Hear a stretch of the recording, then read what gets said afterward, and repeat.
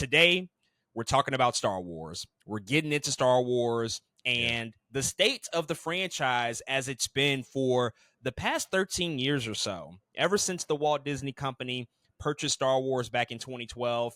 It's been an interesting ride. It's been a very, very interesting ride. Some very high highs with the franchise and certainly some not so high highs, some things that have not necessarily been, I think, what fans have wanted, what we have wanted. And we are here to kind of go through some of those fond memories, but also kind of be honest about where the franchise stands as it is currently and where it likely will move into the future over the course of the next generation, as we seem to be on the impetus of possibly new leadership with Star Wars. But to kick all of this off, I want to get your thoughts and opinions on the franchise in totality. So before we really dive in, because today we're going to talk about Kathleen Kennedy as a president, her tenure with the company. We're going to go through all the specific projects that have come out under the Disney era. We're even going to talk about some of the nostalgic stuff with the prequel era. But before we do that, I want to ask you this as our first starting off question, just to get the opening thoughts about Star Wars.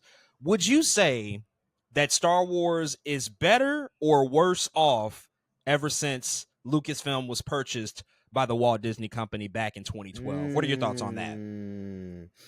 Better or worse is so interesting because it's like there's always two hands, right? It's like, oh, they did this thing better. Oh, they didn't do this other thing better. I think ever since Star Wars was purchased, I think there was some kind of glimmer of hope, at least a little bit, that a lot more would be coming from the property of Star Wars. Like we would see more Star Wars. You talk about Star Wars being in the parks. That's a big deal, right? Like a lot of Disney parks, the fact that Galaxy's Edge is even a thing, I think got a lot of people excited and was a good move and things like that. But when it comes to the theatrical side of things, I think since then it's hard to say that everything has been completely better. I think, what one thing Lucasfilm did that we constantly talk about on this podcast is the theatrical experience of the whole thing, right? Before it's purchased, I think Star Wars is beloved so much by everybody. And part of it is up until that point, there honestly wasn't a ton to go off of versus as much as we have now post that amount of time. Like if you think about pre versus post, the amount of things we got now is kind of insane versus the things we got before that. And for a lot of people, I think, who knew that was coming, that was a good thing. But I know a lot of that, didn't turn out to be, I think, what we thought it was going to be. So, man, I would say overall, the way I feel about it, I think it got a little bit worse. And here's why. Part of it, because it got purchased by Disney, I feel like Star Wars lost its soul. Like there's a lot of things that we talk about when we say post Disney Star Wars, where some stuff is cool, some stuff I like, but the overall picture is almost more important. And I'll get into that a little bit more later too, but it just feels soulless by the end of it. Like a lot of things are missing. I think the love and the depth that I think other things had, coming into post Disney. And so, man, I think overall, I'd say a little bit worse. I think some things are better for sure, which we'll get into. But I think overall, how I feel, my excitement levels for Star Wars, I would have to say it is worse since then. I have to agree. I do think that it is worse, if only marginally. And we've seen over the past 10, 15 years the trend in Hollywood as things have changed, especially on the theatrical side, the boom of streaming. A lot of the properties that really kind of shaped the current modern day era of Hollywood, really they got kickstarted in the 70s, going through the 80s, of course, just kind of the boom period, really, of the cinematic experience. All of these big franchises, all of these big properties, at once, they were either independently owned or they were owned by the very creators that were probably there since the beginning to really shepherd the vision through. But once you hit the new millennium and you just see the explosion of theatrical movie going, you see the explosion of DVD purchases and rentals, you see the explosion of globalization of movies and big IP, everything changes quite drastically. And all of these properties that were once associated with maybe one, two individuals or a family, they get absorbed by big corporations. And the last one that just kind of really went through this was James Bond just a few weeks ago. And we talked about that. It was one of the few remaining franchises that was still pretty much family owned and family ran. George Lucas and the creation of Lucasfilm and his vision for Star Wars, they were one of the first. They were one of the first to kind of succumb to that in the early 2010s with the purchase of Lucasfilm over to Disney. And I think at the time there was just a ton of excitement because we knew the capabilities of Disney, as you mentioned, with just the integration with the parks, the experiences, the merchandising opportunities, and Yeah. ultimately just the chance for more movies and more stories, which a lot of people wanted. You fast forward 13 years and quite a lot has changed. Certainly have had some high moments and some really good things that I think we can all honestly acknowledge as steps forward with this franchise.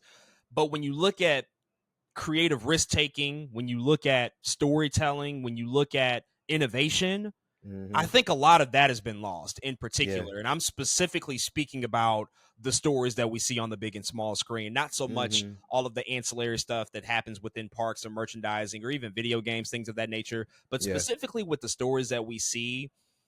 It feels like a lot of that special sauce and that spark, it's just gone. And I think it's gone for a numerous amount of reasons, and not for a lack of trying. I do think that there's been some effort all across the board to bring some new innovative stories to this universe. But by and large, when you look in totality at what we've received, although there have been some really, really positive things, some things that I've actively enjoyed and celebrated on this podcast, even, I do think that the essence of what it is and the essence of what made it special, especially for our generation that grew up sort of in between the original trilogy and we're sort of on the precipice and the bridging of the gap to the prequel trilogy, now this new era, we've kind of seen a lot of that. And I think that it's lost a lot of that special flavor that it used to have, which is really Yeah. sad because it happens relatively quickly. I mean, 13 years is a long time, but at the same time, it's not. You know, it's not that long for a brand to kind of completely change its colors almost. And I think that's going to be kind of one of the prevailing things that we talk about here today.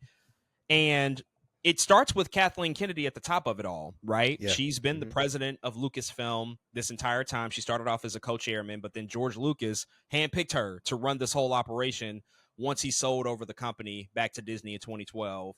And I think it's safe to say that Kathleen Kennedy has had a polarizing tenure as president of Lucasfilm. And she's led this franchise to places that it's never been. She's taken it to heights that it's never achieved before. Look at The Force Awakens. Look at the things with the parks, some of the other experiences, the expansion into streaming, into television. She's been at the head of a lot of that stuff. But also, because she is the president, she's the face of the company, she's experienced a lot of backlash and a lot of ire from fans and critics alike for the franchise and where it's evolved into over the past 13 years. And so it's been a rocky road, I think, to say the least. And so why do you think Kathleen Kennedy has become such a polarizing figure among Star Wars fans over the past 13 years? You know, a lot of it is honestly, it's in the meat and potatoes of Star Wars, the thing that we're talking about. I think her tenure comes really hard because when you are made to set out to make more things, more volume of things, one, I think it's very hard for all of those things to be good. For sure, to be loved by everybody and welcomed. I think that's a hard thing to do.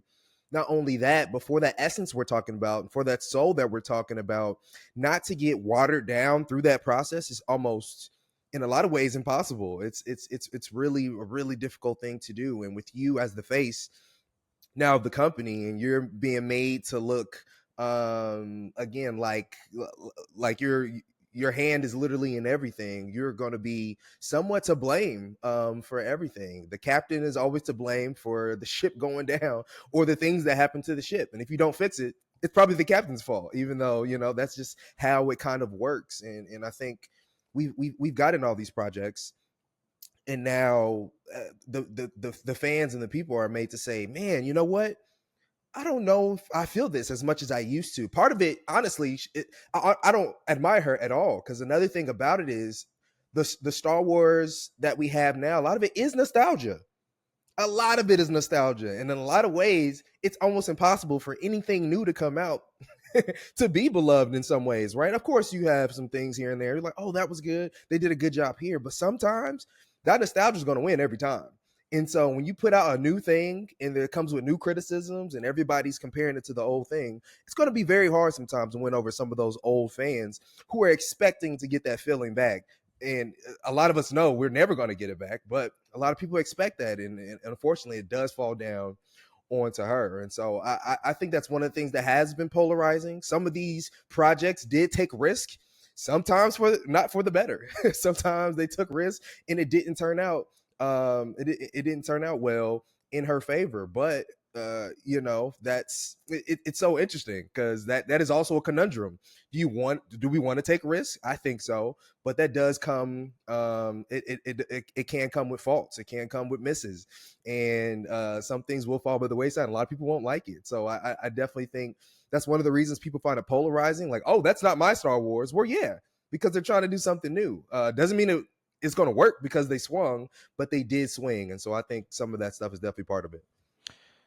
I think timing is so crucial to a lot of these conversations because all throughout Hollywood history, and Kathleen Kennedy, more so than probably most people would know this because she is one of the most celebrated and accomplished producers in the history of the town, development of film and projects and stories is a very long and arduous and difficult process in which 9 times out of 10 you have to kill your darlings, and you might get lucky if one of these ideas squeaks through the cracks and makes it to the public.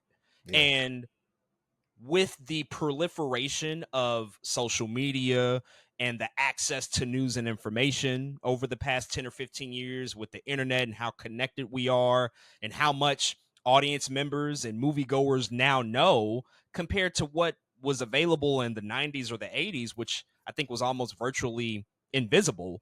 But compared to what we know now, we just, frankly, we have too much information. We see too much of the sausage getting made.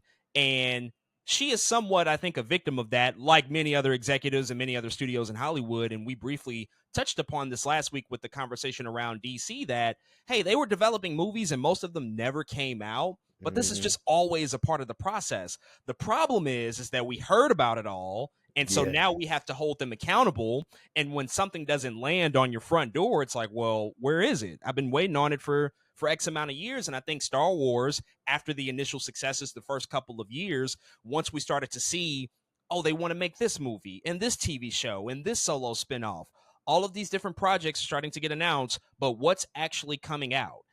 And it was few and far in between. And we started to see a lot of the cracks and the crevices within just the filmmaking process, again, that we just normally wouldn't see in previous eras and previous decades. But because we have all this information now and we have so much access and we know so much, we have to shine a light on it. And they get put under a microscope for better and for worse. And some of it is certainly just unrealistic expectations and probably knowing too much.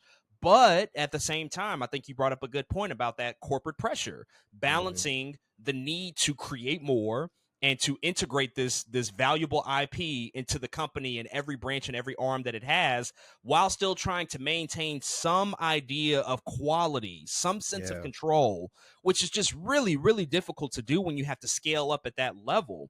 Because let's not forget, at that time, when Disney purchased Lucasfilm, guess what they had already done? They had already purchased Pixar. They had already purchased Marvel. They started to see and they started to get these companies on the same wavelength to say, like, hey, now is a new era in which these new properties, this intellectual property that we've paid a lot of money for, we need to see that ROI almost immediately. That stuff has to come back twofold, threefold, and it has to be successful. And I think when you're getting caught up in that machine, and you have to keep up with the expectations and keep up with just the fast pace of how things are moving over the course of the past 10 years or so, streaming becomes a very, very integral piece in this conversation. It's really difficult. And so I think one of the things that we highlighted briefly when we initially talked about the potential rumor that she's going to be stepping away after this year is just the idea that, hey, she was an incredibly successful producer for the better part of 30, 35 years in Hollywood, but that doesn't necessarily translate into being a great studio head and a great president for a company. Those are two totally different types of responsibilities. And so now that we possibly are at the end of her tenure. This might be the end of an era. This might be the end of the Kathleen Kennedy reign, because reports are saying that she's going to step away either before the end of this year is over or probably very soon thereafter. In hindsight, when you look upon all the things that she's done, all the work that she's given us, in your mind, what do you think is her most significant contribution to Star Wars ever since she became president and the Walt Disney Company took over Lucasfilm in 2012? Biggest contribution. Wow. That's a very good question. You know, man, I'd have to say, and I know, I think one thing I think is a big contribution from her in particular, honestly, is the resurgence of excitement for Star Wars. I don't know if you remember, but when that Force Awakens trailers hit the world, it was like, I'm sure it's still one of the most watched trailers of all time, right? But there was so much excitement and so much interest and intrigue across a lot of just Star Wars fans that I had technically not seen since I had been alive. And I think that was something they did really good. Of course, part of it is like, oh, new Star Wars movie, sure. It was gonna be hyped by itself. But I think she did a good job being able to say, hey y'all, we have this new franchise, this new idea, and being able to rally the energy around that project to get people that excited to go see that movie. It was just a different kind of energy when that came out. So I think the one of those things is the resurgence of that feeling of like, y'all, Star Wars is back. Kathleen Kennedy did a good job of saying, y'all, Star Wars is back. And you know, and honestly, a really good start. Like, a lot of people were feeling it. We were like, oh shoot, let's get into it. People were breaking down trailers. What does this thing mean? What does this other thing mean? And again, it was my first time feeling like that way, because when the prequel trilogy came out, social media is not really a thing. You know what I'm saying? We're kids. Social media is not a thing. We're going to the theater, but this was, I think she was successful in a social media age, in a YouTube trailer age, of being able to say, hey, look, everybody, it's time to get excited again about Star Wars. I think she did a good job at that. Which is not easy to do. I think that that's a really good point you bring up there. The idea of rebirthing the franchise after everybody thought that it was over, there were going to be no more saga movies, and now you have to usher in a completely new generation after the prequels weren't all that well received at that. We're not coming off of, the most accomplished Star Wars movies, and so there is an immense amount of pressure that comes with that, in which you have to deploy every resource possible within the company to make sure that this is going to be as close to a home run as it could be. And boy, was it ever. It is still one of the highest grossing films of all time. And it's one of the few experiences where I think you're right. The hype and anticipation levels that built up for a number of years, you don't really see that all that often. There's only really a few cinematic experiences that can match something like that. I think what I would say is her biggest and most significant contribution is really just kind of her capacity and her role as a brand manager for Star Wars, and some of the things that we just initially talked about, and that is integrating the entire property within the rest of the global lines of business that Disney operates, whether it's the theme parks or the cruises, the consumer products, all of that stuff is just so important. Lucasfilm had done a really good job for a long time as an independent company, expanding those arms of the franchise into other areas. There was just a massive amount of books and novels and comics and video games that were made from the 80s all the way until the early 2010s. I mean, that's the whole expanded universe concept that really got started after the conclusion of the original trilogy. But at the end of the day, the Walt Disney Company has resources unlike most other media companies in the world. They can deploy this in ways that were almost unimaginable, and really the most valuable aspect in which they could achieve that was the theme parks, and making sure that was going to be a viable part of their theme parks business. But not only that, video games and the technology, all the stuff that comes with Lucasfilm as well. People don't realize like how deep Lucasfilm goes as a company and what they actually do. They're a fully fledged integrated technology company that has a lot of different visual effects and audio post-production things going on. Like they are, I mean, they're some of the most innovative minds in Hollywood history. And so there's just a lot that has to be considered on that part, things that people don't see and talk about or even care about. I think that stuff is often slept on, but it's just as important as everything else, I think, because you don't get the end products, you don't get those glossy things that look nice, you know, in the theaters if you don't have all of these things set up properly to True. deploy the final product. But at the end of the day, the movies, the theatrical movies that are released, those are the locomotives that pull the rest of the ship. That's what steers the whole vision. That's what inspires every other aspect of this company to work at the height and at the scale in which it does. And the problem now is that we haven't gotten a theatrically released movie in almost 6 years. Oof. Actually almost 6 years at this point. It's been a really long time. The last theatrically released movie we got was The Rise of Skywalker. And they put a pause on other projects. There were other things that were rumored. And there have been a lot of things that have been in development, which has also been something that I think is kind of hindered and hurt the franchise. Again, going back to that idea of we kind of know too much. We have heard about damn near every project that's been in development, that's been rumored, every filmmaker that's been tapped to come on board and possibly lend their hand and lend their ideas to the Star Wars franchise. And we haven't seen much of it come to fruition. And over the course of the past 6 years, with the conclusion of The Rise of Skywalker, all the way until now, on the recording of this podcast, there has been no movie. The next movie that we're going to get is The Mandalorian and Grogu. But it's not for trying, because in the midst of all of that, there have been a number of projects that have been either announced or hinted at or broken in trader insider news or whatever the case may be. And we're kind of looking down at the calendar like, well, is this still coming? When is this going to drop? What's the update with this? I'll read off a few. Here are some of the projects that have been either announced or hinted at that we still have not gotten, and we really don't even know the status or state of these projects. Rangers of the New Republic, that was initially announced in 2020. It was going to be a spinoff to The Mandalorian.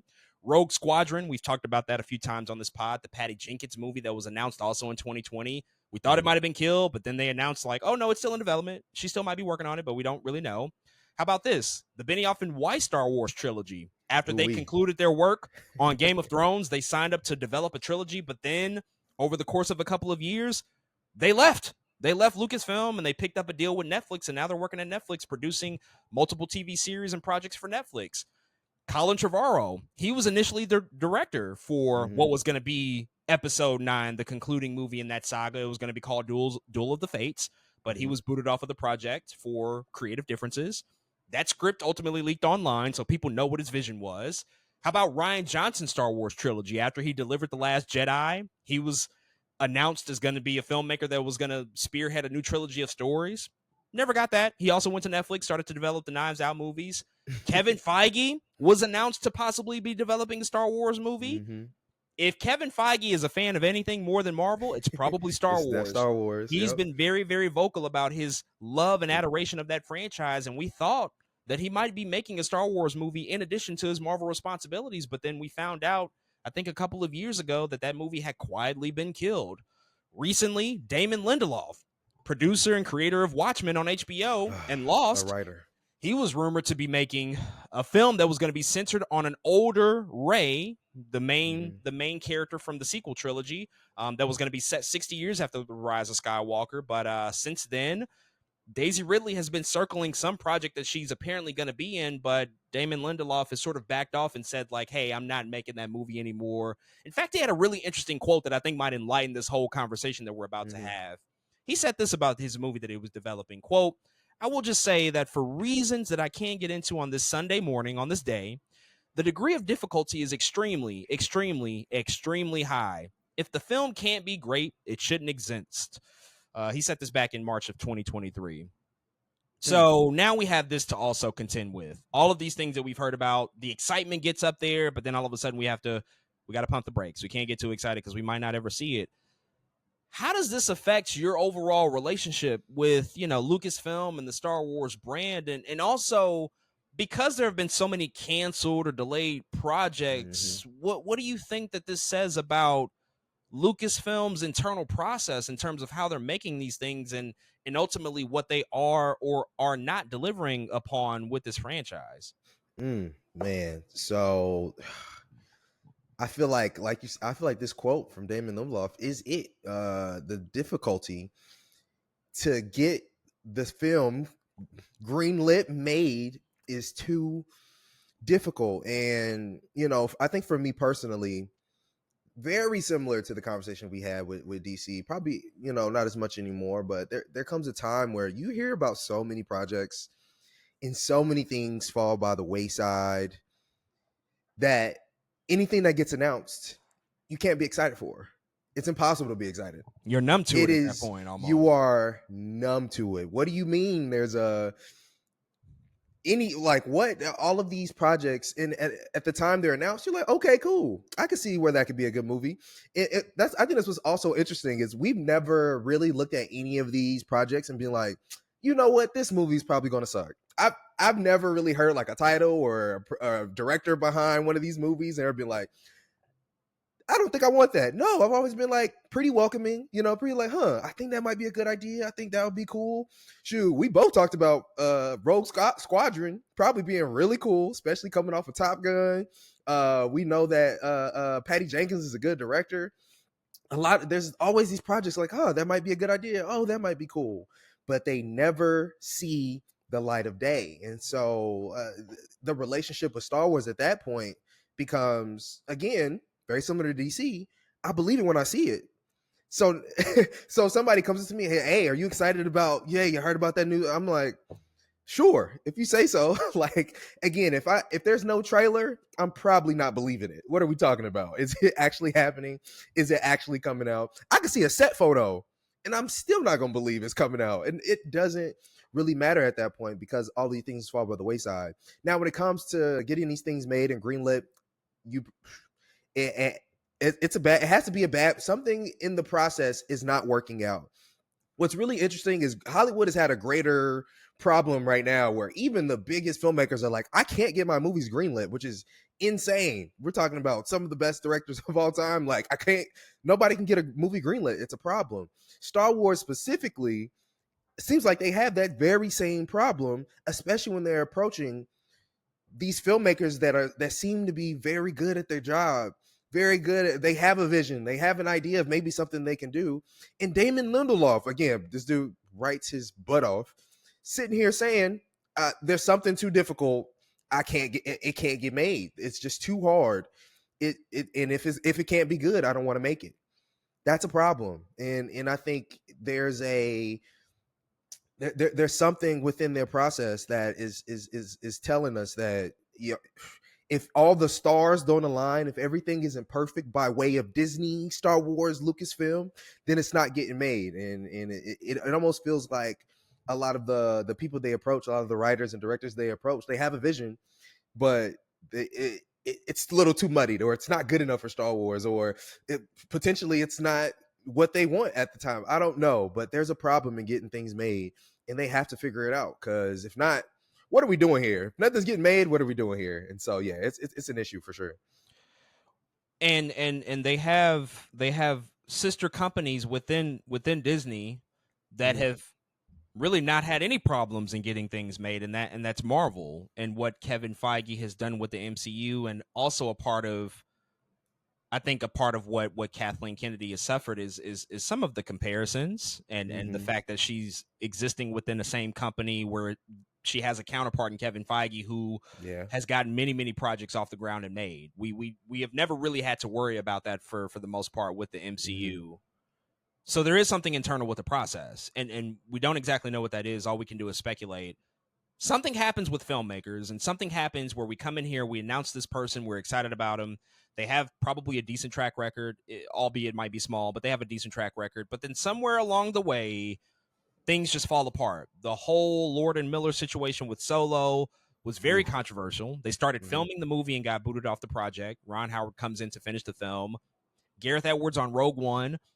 All signs indicate that Tony Gilroy had to come in and quote-unquote save the final act of that movie.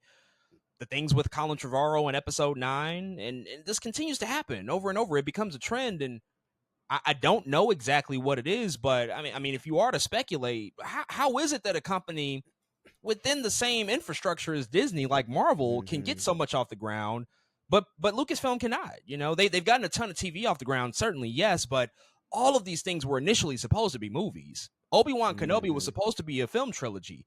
Boba Fett was supposed to be a movie, but then somewhere along the way, maybe it was corporate demands, maybe it was an initiative to say like everything needs to go to Disney Plus. I don't know, but what is it about the Lucasfilm process, whether it be with Kathleen Kennedy herself or just the Mhm. way that the company is set up, as to why they can't get projects actually off the ground, greenlit, and in theaters for people to see?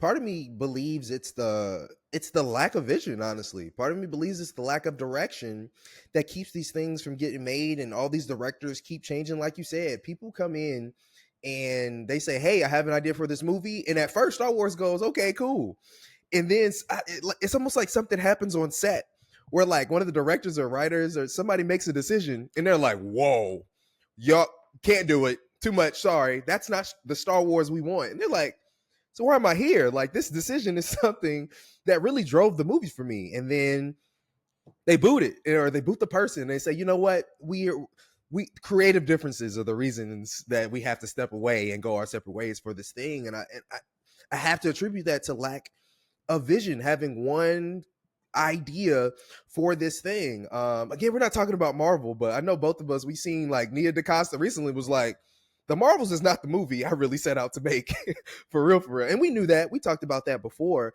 but it almost feels like sometimes Marvel will just be like, we're still gonna finish with this director. And Star Wars is like, nah, we gotta get you out of here. This is not the thing that we wanted to do. And so it feels like differences in in both control and just creativity and having one single vision. It feels like every time a vision's going one way, can't have it, it's broken. And you know, a lot of that, honestly, a lot of that is even displayed in Last Jedi. The difference between Last Jedi and Rise of Skywalker, the difference in those movies are crazy. But it is almost like they were trying to prevent the very thing that happened to that. You know what I'm saying? Like, the Last Jedi was so different. It's almost like they're constantly trying to prevent that from happening, although it did end up happening. It's so interesting. I don't know.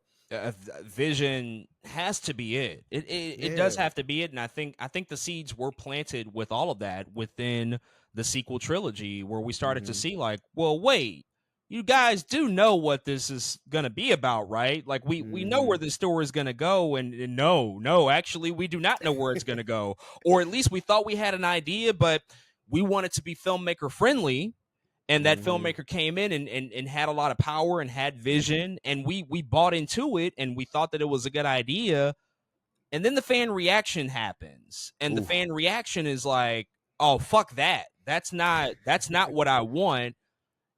And this happened with DC, where they succumb so much to the fan reaction, they become Mm-hmm. so shy to stick to the vision, to see it through, to make pivots, to try to figure out how to make it work. Because Yeah. okay, something cannot work, and we can be critical of it, and we can say like, oh, we want this to be better. Okay, that doesn't necessarily mean abandon ship entirely. That means Mm-hmm. like we have to just like figure out a way to maneuver and navigate the situation to improve upon it. But what we've been seeing is just a complete about face. Like, we're going in the opposite direction entirely because we think that that's what people want. When in actuality, no, it's not. It's not that. It's not that we want this other thing out of nowhere. Because when you do that, you're only creating stickier situations and circumstances for yourself. Because now it does feel like you're trying to appeal to everybody. It almost feels Mm-hmm. like you're pandering to a certain extent, and you have no true vision or idea what this ultimately is supposed to be about. And we saw that with the sequel trilogy, and I think it's come in a few of these other streaming series and additional projects. But that fan reaction is a big part of it, right? And I think, Yeah. before we do move on and start the grading process and all of that, I think that that's the big item to sort of reflect upon, is that there's no fan base in the world like Star Wars. Nope. Which there are good things about that, and there are some really, really dark, Yeah. dark, dark things about that. Yeah. It's a very brutal fan base once you cross somebody's idea of what this franchise is supposed to be. And we've seen that come out in the ugliest forms, all sorts of misogyny and racism and Mm-hmm. just all sorts of shit that really has no place within this conversation, within what we think of as Star Wars and within these stories. But it happens. That's just the reality of it. And again, with social media and YouTube and commenting and just everybody having a voice and an opinion about everything all the time, we Mm-hmm. see it much more now than we ever did. It's extremely amplified, and I think Star Wars has probably been somewhat victim to that more than any other franchise out there in Hollywood right now. So much so that we see people a part of the machine, kind of suffer from it. I think about John Boyega's recent comments that he made in the Number One on the Call Sheet documentary, where he talked about Star Wars being the most white elitist space possible in Hollywood. And all of a sudden, we're back in that same field again. Everybody has an uproar. They act all surprised, like that's a shocking statement that he's making. It's like, right. We know this. We know. We know exactly what he's talking about. We know this to be true. We saw what happened with Kelly Marie Tran and her treatment after The Last Jedi. I mean, the list goes on and on. It gets exhausting to even think about, but people sign up because they're living out some childhood dreams. They're living out fantasies to be a part of something that is so meaningful to multiple generations. Yeah. And then you become a part of it and you realize, like, oh shit, this is not what I signed up for at all, because there are some really ugly people on the other side of this, because I don't look like what they think I should look like, or I'm not carrying out the story that they ultimately want to see, which is not on the actors at all. This is all on the filmmakers and the producers. But still, even that, like, it goes to a certain area where we're not even being fair anymore. We're just critical for the sake of being critical without even giving things a shot. Review bombing, all of that stuff has just been very active in this fan base. And so, I mean, what are your thoughts on that, and just like how it's evolved over the past, decade plus, like how much the fan base plays into the reaction and the perception of this franchise as a whole, just considering everything that we've seen over the course of 13 years?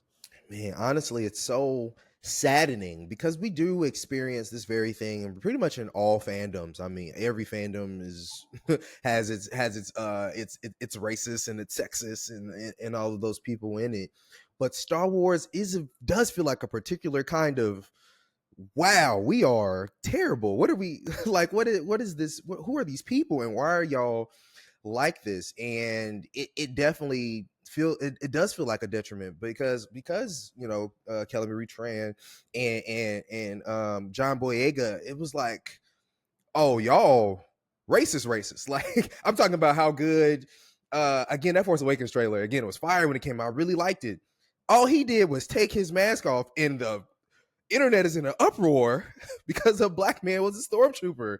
I'm like, what is it's just one of those things that makes you disappointed, because you're right, they were trying to live out childhood dreams. How dare I, as a black man and an actor, aspire to be part of Star Wars?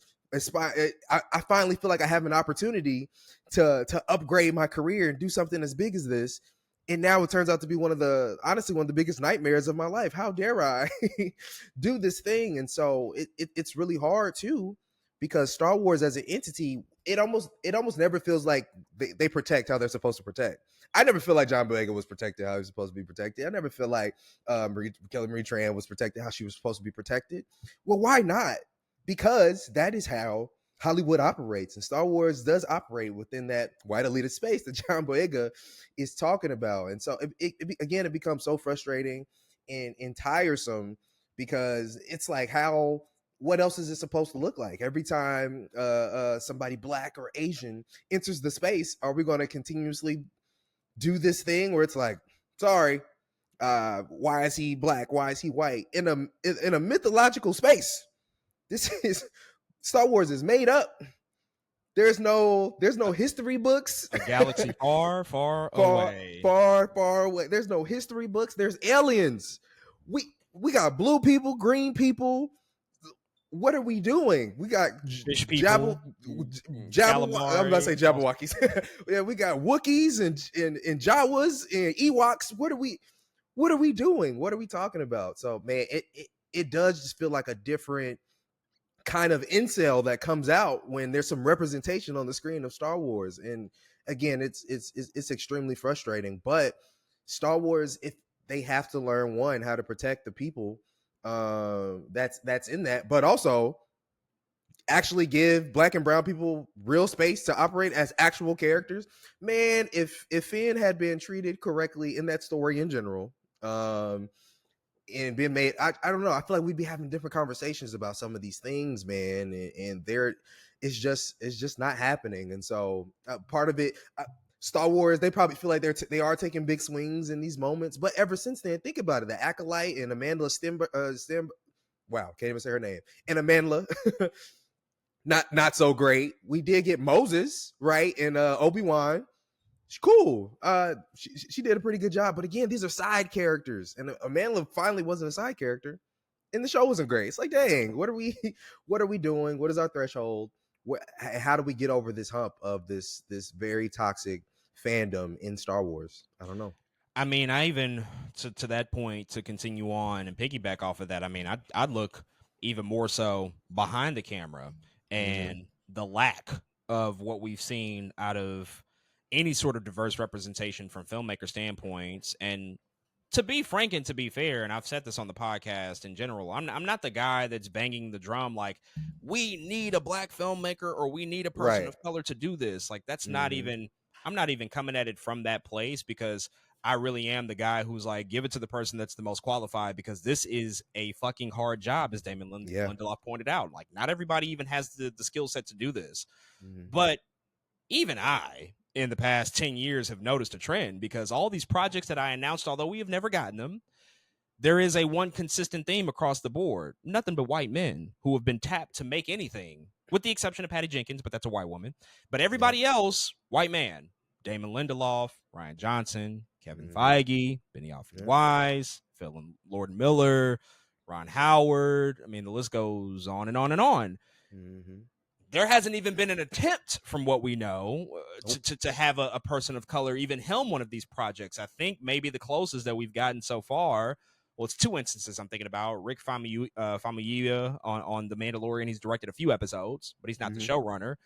And Charmaine Obaid-Chinoy, who's rumored to Mm-hmm. direct a movie, although I'd still question if she's actually involved or not in whatever the Right. project is supposed to be. But we just haven't even gotten that. And so the treatment of the actors and just what they've had to deal with in front of the camera has been an issue. It continues to be an issue. And the fans are largely to blame for that. The very, very ugly, toxic fans that play a part of that. I'm not putting that on the shoulders of Lucasfilm, but at the same time, as a company, when you are making things and when you're trying to push this forward and you're trying to get new visions and new stories, there doesn't seem to be a ton of opportunities for people who might have really interesting takes, partially because your process seems to be broken and we Mm-hmm. haven't figured out what to do with it. And then it's also like kind of a lack of vision to the point that you made earlier. Where is this stuff going to go? What are we doing for the next generation of this franchise? There's so many things, and we could talk about this all day long. I mean, this is a years long process and a years long conversation about this franchise, because it is one of the most complicated to really dissect and talk about, because there is Yeah. no franchise like Star Wars. It has a lineage and a legacy, unlike pretty much any other franchise in Hollywood up until this point. And so there's a lot to get to and think about from that perspective. But we ourselves on this pod have reviewed and talked about a number of Star Wars projects over the past 5.5 years. By my count, we've talked about, I believe, 13 or so different Star Wars releases. That includes the entire run of The Mandalorian. In fact, we did talk about The Rise of Skywalker. We started the pod right as it was coming out. We talked about other shows like The Book of Boba Fett and Andor and Obi-Wan Kenobi, some of their animated efforts like Tales of the Jedi, Tales of the Empire, and then recently shows like The Acolyte and Skeleton Crew hit this Mm-hmm. past year, and we did give some thoughts and share our reactions to those. So as we dive into this next exercise, as I said at the top of the pod, we're going to be creating our own report cards for this Disney era of Star Wars, and we're going to grade everything that's come out, even the things that we haven't gotten a chance to talk about. This will be our opportunity to briefly touch upon them. But before we really dive in, what was this exercise like for you? What was it like to, kind of reflect on some of these things that Mm-hmm. have come out over the past decade? And what's your assessment overall, before we really Yeah. dive in and crunch the numbers? What's your assessment overall of what we have gotten, the things that we have seen, whether Mm-hmm. it's on the movie side of things or on the streaming side? So the exercise itself, it was interesting. In my mind, I'm so used to letterbox now. in our stars and our half stars, I'm like, is that a B plus, a B, or a B minus? What is this? What is this thing? And it's so interesting, the things that separate a B from a B plus or a B from a B minus, and so on and so forth. That it did become fun after a while. I actually also found myself going back and being like, you know what? I need to add a minus to this, or I need to add a plus to this for this reason. I was able to ruminate and kind of, again, try to remember and think about how I felt about the particular project, and kind of go at it that way. But it was fun. I think overall, one thing I'm actually surprised at some of my grades in a good way. I really am, because if you ask me, Star Wars, the conversation we just had post Disney, I'm like, it is soulless, and it is, to me, and it doesn't pack the same punch that it did. But individually, some of these projects are fine. I'm like, yeah, this thing is cool. I like this movie over here. I like this show over here.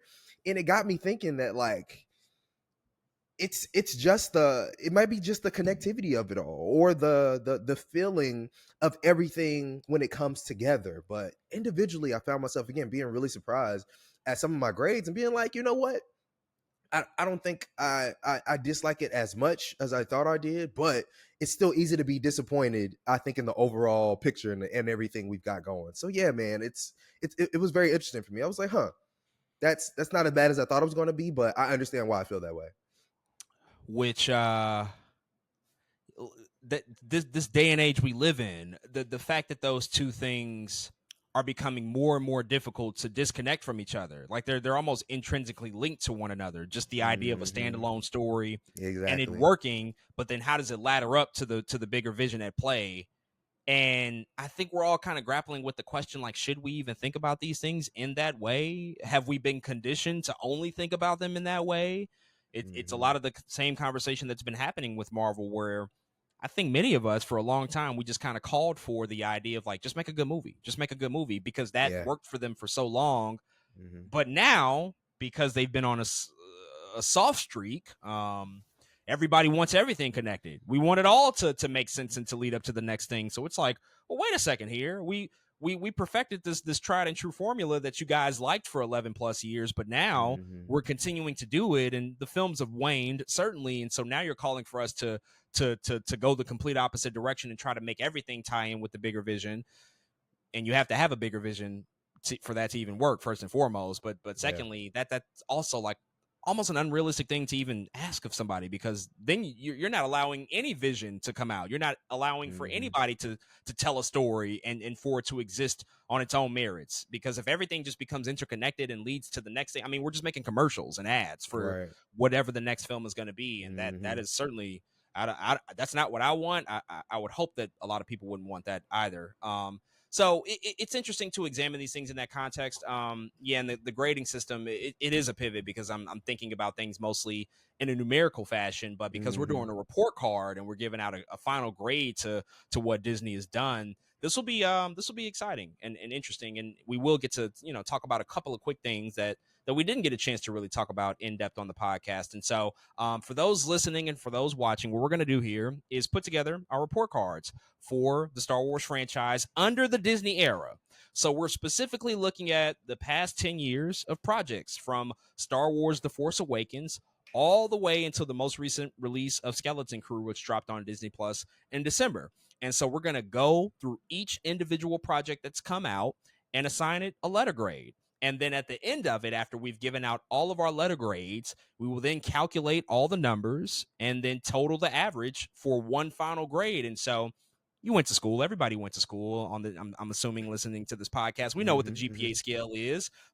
Letters, they weigh a certain amount. For example, a B plus will be a 3.3 out of a 4.0 on a GPA scale. And so we'll have actual numbers that we can work with to assign out the averages. We'll take all the totals divided by the total amount of projects, which I believe on this list is 19 different projects. So quite a lot to get through here. And then we will figure out what our report cards and our letter grades for Star Wars will be. Any questions? Anything before we dive in and get started? No, man, let's get into it. So we are starting, of course, with Star Wars: The Force Awakens, the film that provided us the resurgence of Star Wars for this new generation. And I should also point out too that when we're talking about shows, which we'll get to in a second, we're going to do individual seasons. So we won't grade The Mandalorian as just like one total thing. We're going to go through season by season, but we're going to start obviously with movies, because that's how we got to this new generation. Star Wars: The Force Awakens, $2 billion movie. I think it's still like the 6th highest grossing movie of all time at this point. Sheesh. It's the highest grossing movie domestically in the United States of all time, a record that's probably not going to be broken for quite a while. It was just a tremendous success. And so it certainly can't be ignored that it did what it needed to do to get that excitement back. But also just thinking about it from a story perspective, that's kind of what we're focusing on today. Let's kick it off with you, man. What do you want to say about The Force Awakens, and ultimately what grade did you give it? Yeah, man, Force Awakens. It was just a time again. I remember just being so excited as a Star Wars fan. Like you said, we grew up with that prequel trilogy, and in that time, you're able to go back, watch those a lot, watch the original trilogy a lot, kind of just sit on the Star Wars that Other than that, I'm going off of video games, and so when I first see the Force Awakens trailer and you hear about Rey and you're like, whoa, we got a female protagonist. Like, oh, it was a big deal to me, and I was really excited for it. And of course, the hype is through the roof. How could you possibly reach the hype of the Force Awakens? It's like it's almost impossible. But I think for a first outing, I had a good time. It was a really good movie. I like the characters we introduced. Even our small side characters. Like I like BB-8 as a droid. I think he's really cool. I still want a BB-8 droid in my house. But I think they did a good job, kind of gathering the some of that feeling of Star Wars of like, what are we doing here? Who was this character? Where are we going? This world is interesting. And Force Awakens also did a thing that you could take some points away from it, but it did take a lot of the DNA from A New Hope. It was like, oh, it's A New Hope in 2015. It was like, yeah, those are fair criticisms, but I think they did a good job of recreating some of those feelings. So my grade, I gave it a B plus, man. I gave it a B plus. B plus for the Force Awakens. Okay, Yeah. okay, yeah, I think that that's definitely a fair score. So the Force Awakens, it's an interesting movie to think about, obviously in the context of where things stand now, and things have changed quite drastically. Ultimately, the grade that I'm going to give the Force Awakens is a B minus. I'm going to give it Hmm. a B minus. I won't reiterate a lot of what you said because I think it is all true. And the biggest thing that the Force Awakens needed to do, it achieved it, and that was getting people excited again about the Yeah. franchise and getting everybody back on board for that initial film. B minus for me ultimately is the fact that it is a control C, control V of the original Star Wars movie. That's Yeah. just something that won't age that well. Once you get past the hype and the excitement of what we got Hmm. and you look at the movie, J.J. Abrams, what did he do with it really? What did he bring to the table? And I think Yeah. about George Lucas's reaction to the movie. I read Bob Iger's book a few years ago and he talked about George Lucas seeing the movie. And at the end of the movie, he said, well, there's nothing new. There's nothing new here. Mm. And Hmm. that's, Hmm. I think, 1000% true. And I think it's largely indicative of a lot of current modern day Star Wars and For the fact sure. that it didn't really introduce anything new besides like a couple of characters, but it's largely a rehash of a movie, that obviously set the world on fire in 1977. But for that, it's a B minus. So it's fine in the context of which it exists in and how it had to get people back on board. But as a film and how it stands the test of time, it's okay. It's fine. It did Hmm. what it needed to do. Moving on, Rogue One, a Star Wars story, came out the following year, that following December, made $1 billion. I think to some people's surprise, this is obviously a Yeah. prequel story that tells the sort of origins of the Death Star and how the creation of the Death Star really led to the events of the original Star Wars. And it includes a iconic end sequence that if It's I graded that on its own, that's an A plus plus. it's Like an A that plus, bro. sequence is phenomenal with Darth Vader and what we did. We never saw him in that context. It was really, really magnificent. I remember seeing that on the big screen. In fact, that was the first movie that I saw in the Lincoln Square IMAX, very first movie that I saw at that theater, and it was pretty life changing.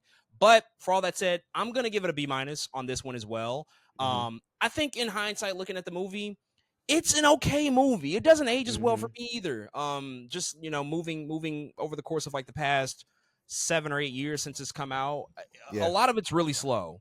It's a really really Hmm. slow film until things kind of pick up with the final act. It's a tremendous final act, and if we're to believe the reports out there, I think we can probably credit Tony Gilroy for a lot of that. Hmm. Gareth Edwards, not my favorite filmmaker, not my favorite visionary at this point. Yeah. He did okay, but I look at the movie as it's fine, with a really really amazing final act that just has, I think, every ounce of excitement that you can want out of a film of that Hmm. nature, and just some of the risk it took with the characters. But in totality, it was fine. It was cool. Yeah.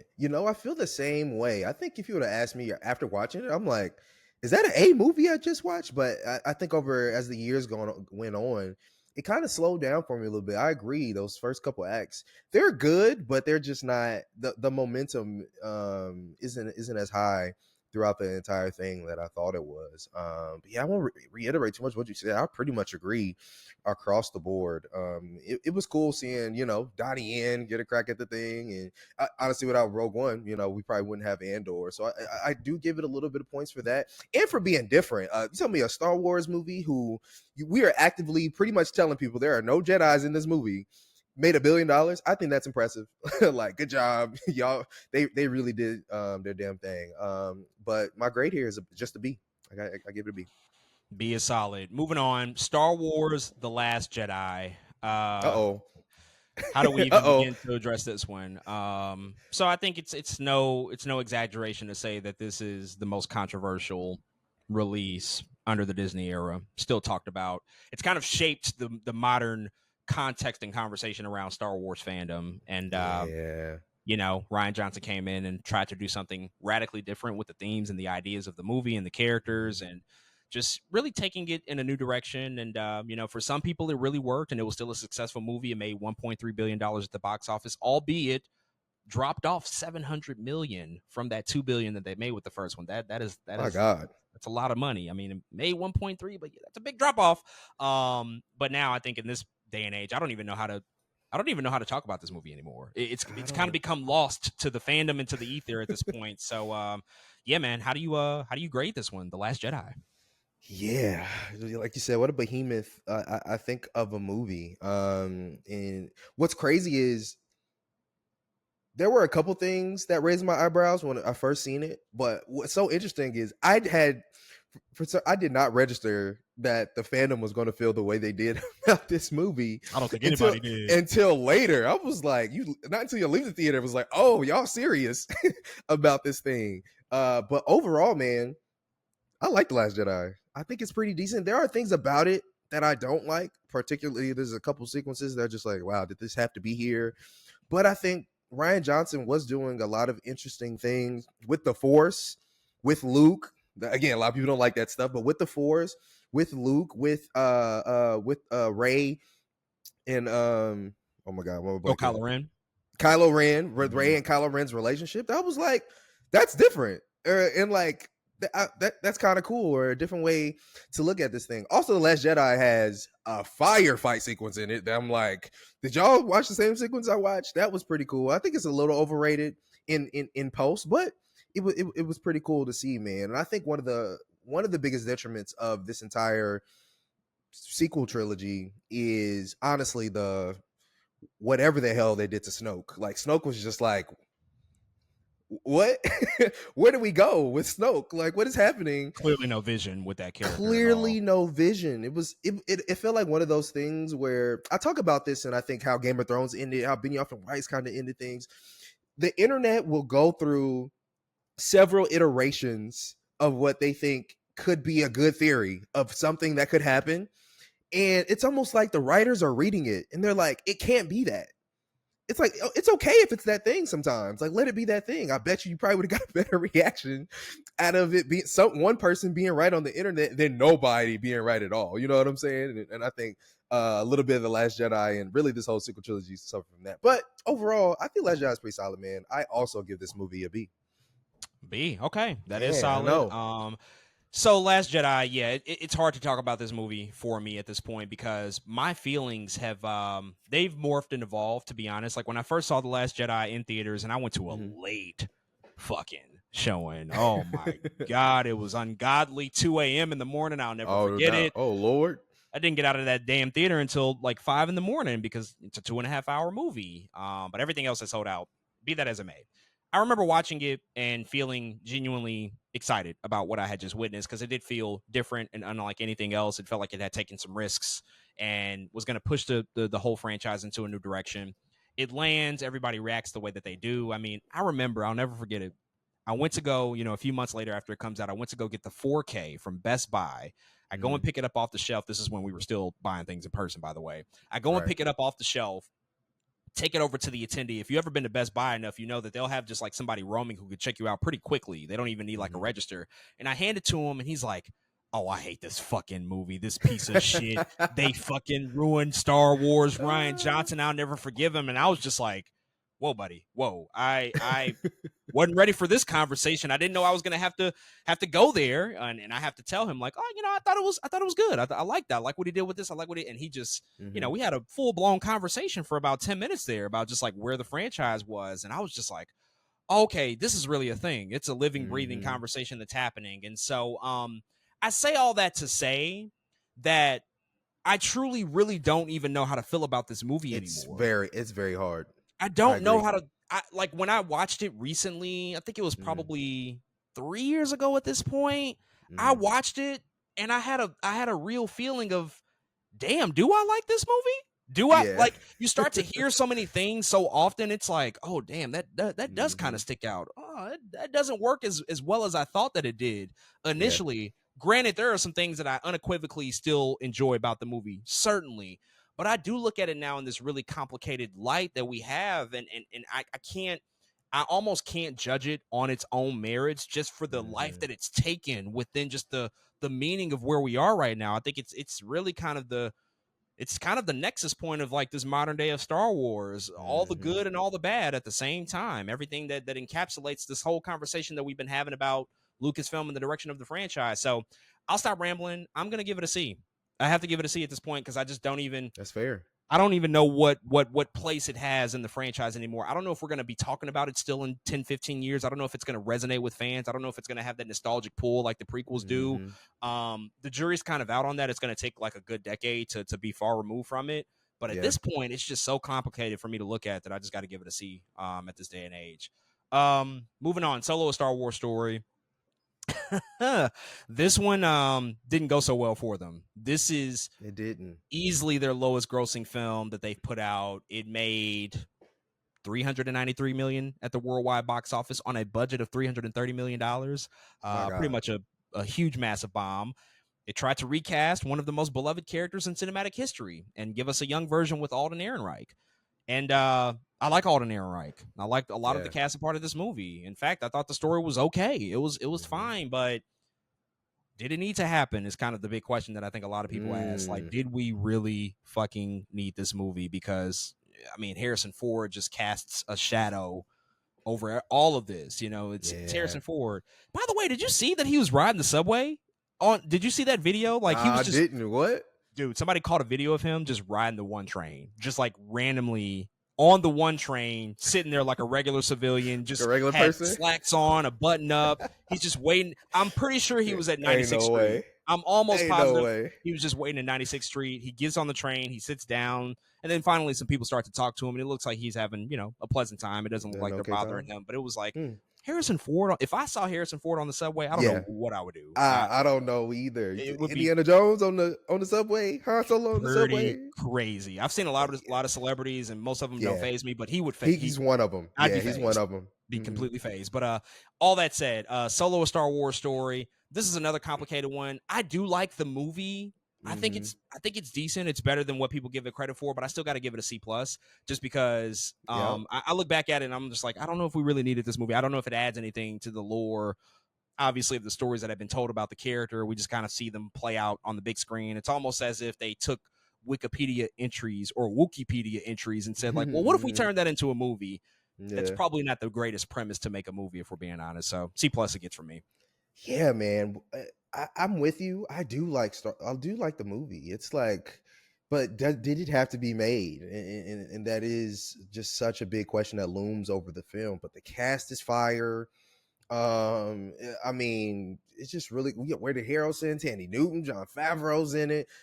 There should be a study about wasting Emilia Clarke as an actress. I don't know what is happening, but it's like every time she shows up, she's wasted or shouldn't be there half the time. Sometimes it's wasted. Sometimes it's wasted. I'm starting to wonder, is she all that good? I'm just gonna say maybe it's her.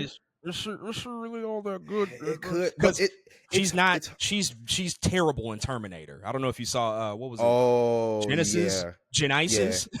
I forgot all about that joint. Yeah, train wreck performance. It was really bad, but I mean, to be fair, you're probably right. It's just one of those things where it's like, it always seems like we can't really see her performance because everything around it is just like, what are we doing?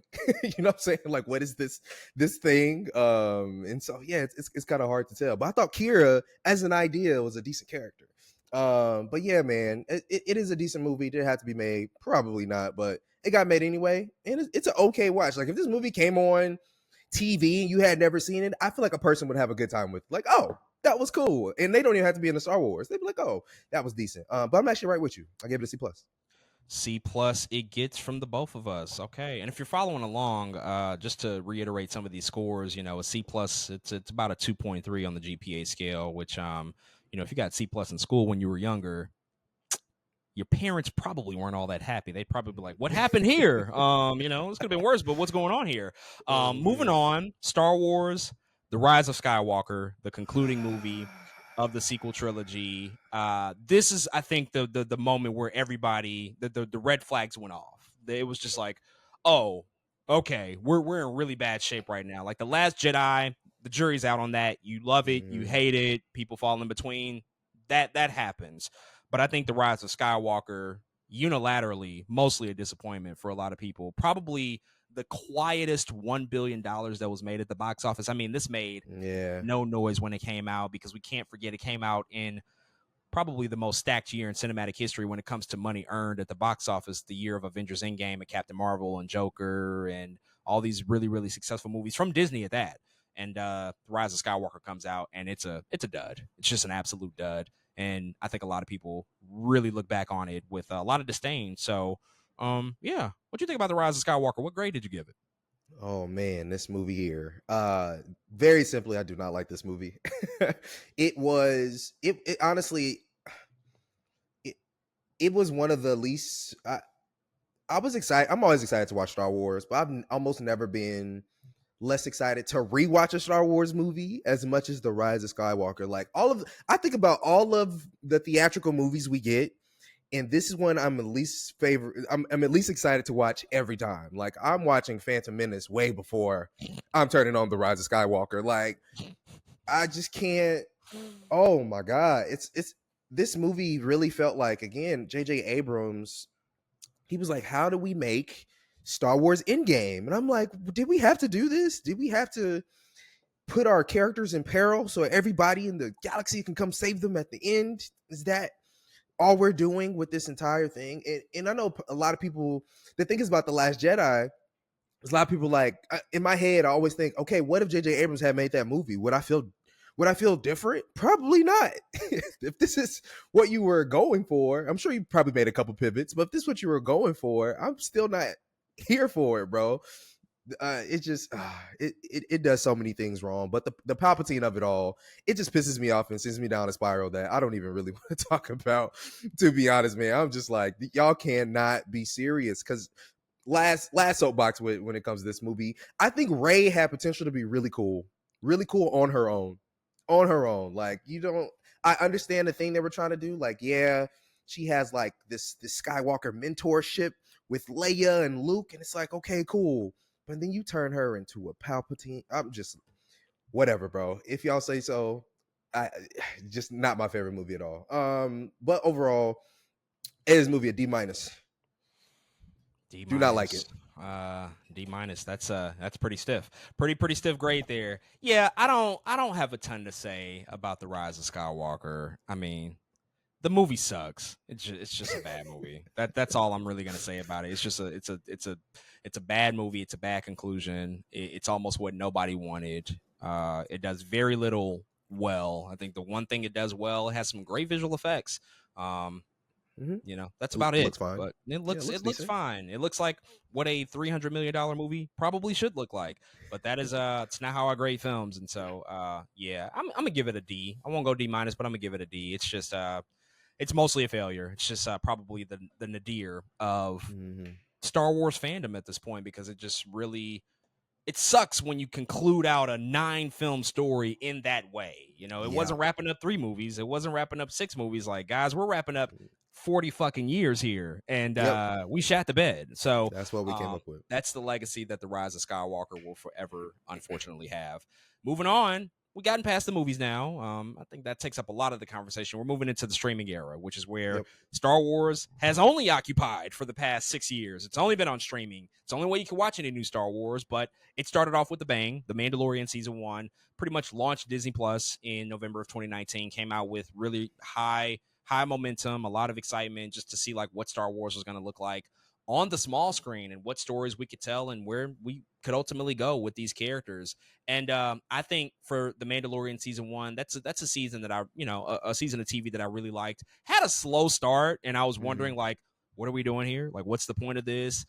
By the middle of it, you kind of get like what's going on there, and it leaves you yearning for more. I think it's a really, really solid opening to just the potential of what we ultimately saw the Mandalorian become, in the next season after that. So I give season 1 a B. I give it a B for what they were able to achieve there. Really solid TV series, showcasing what's capable on streaming, taking those big budgets and putting it, into long form storytelling and giving us some characters that we really liked and that we gravitated towards. And so I thought it was a solid first season. I'm gonna give it a B. Yeah, I'm actually pretty with you across the board here. I also gave this a B.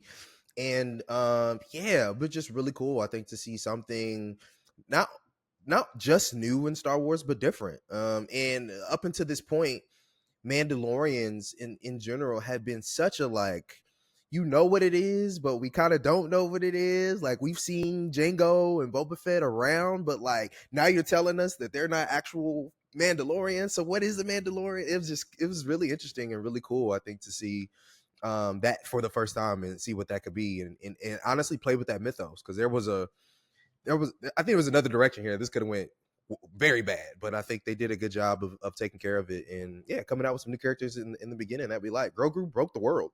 You know what I'm saying? So I was pretty happy with it.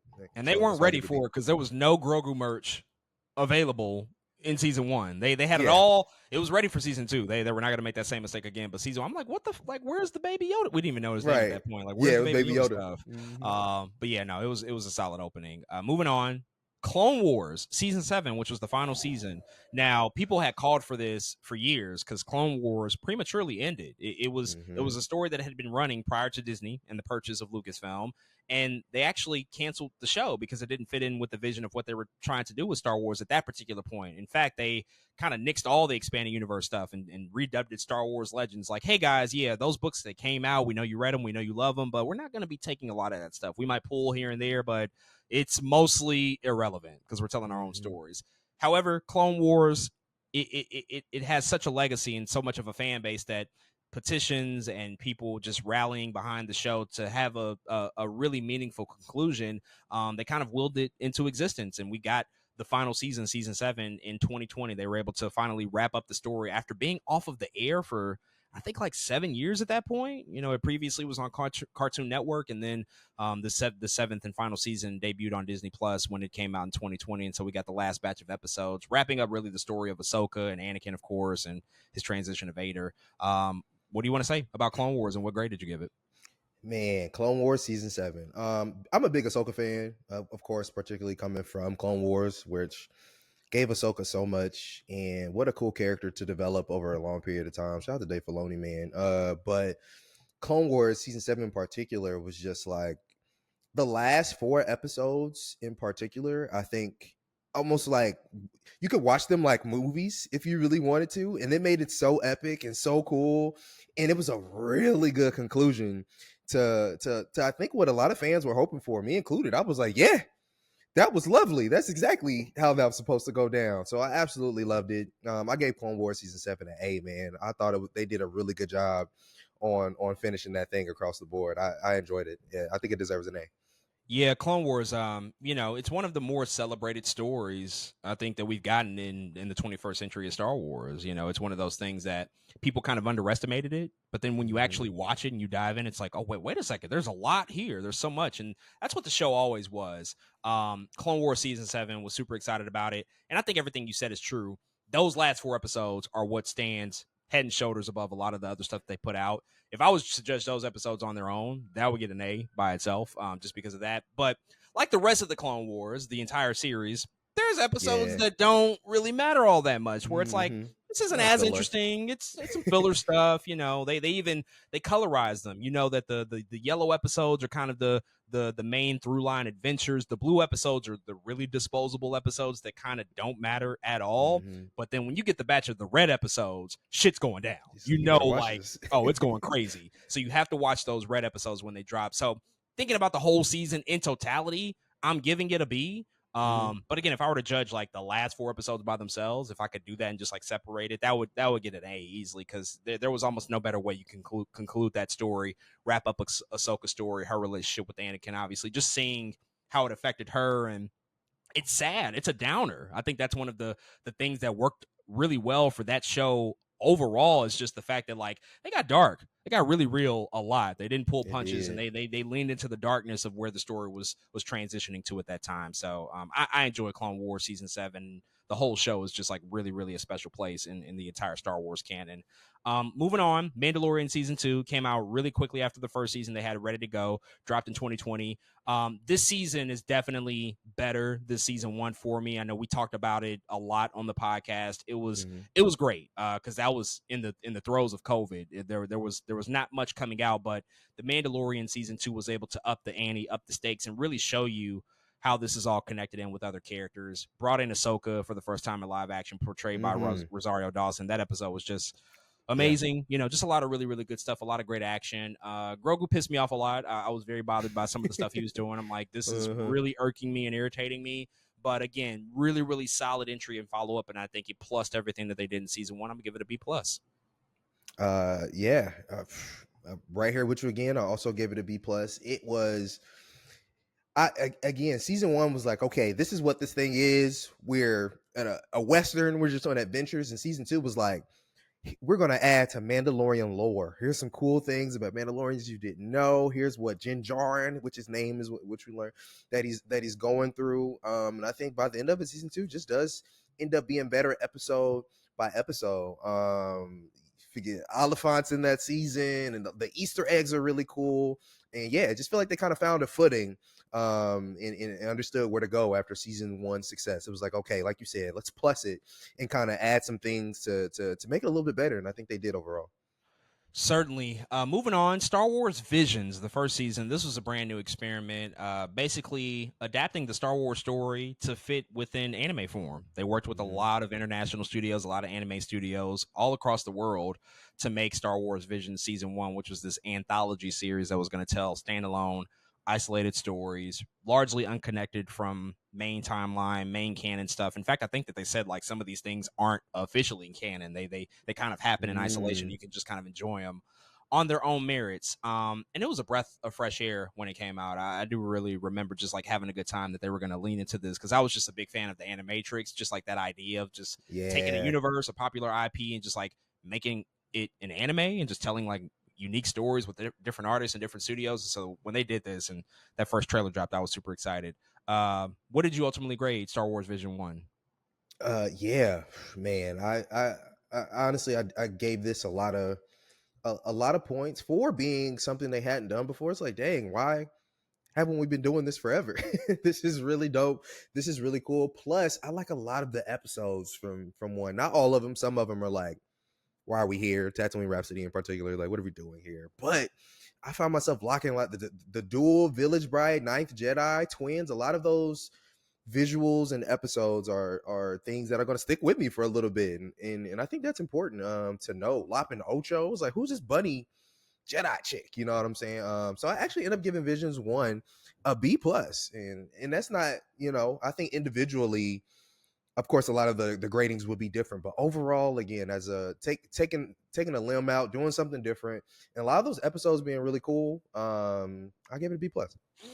No, I think that's a good score. I'm not far off. I gave it a B. Again, just something different, something new, something fresh and unique, and needed. I think we need those different types of projects, occasionally, to just like remind us of this is a big, large, massive universe. We don't have to confine ourselves to just one type of storytelling. Let's do multiple different things. And so I'm glad that it's a thing that they do, and they seem to be following up on it every few years or so. Moving on, next thing is the Book of Boba Fett. Now, this was a spinoff to The Mandalorian. Of course, they brought Boba Fett back in the show, but it was, way before The Mandalorian, one of the most popular Star Wars characters. And Mm-hmm. this was supposed to be a movie, but then it got refashioned to a TV series, sort of a standalone limited series, I suppose, at this point. And it came out, and we did briefly talk about it on the podcast, but again, not one of their greatest efforts by any stretch. I think a lot of people look back on this like, that was just a misfire. In Yeah. fact, it was almost kind of a backdoor introduction to Mandalorian season 3. There was like that stretch Mm-hmm. of 2 or 3 episodes where Boba Fett was not even in his own show. It Mm-hmm. completely went over back to Din Djarin, which were the best episodes, but it was also like that's a crazy usage of this character that we've been Mm-hmm. waiting to see. So just not a great outing at all. Just some really, really questionable decision making.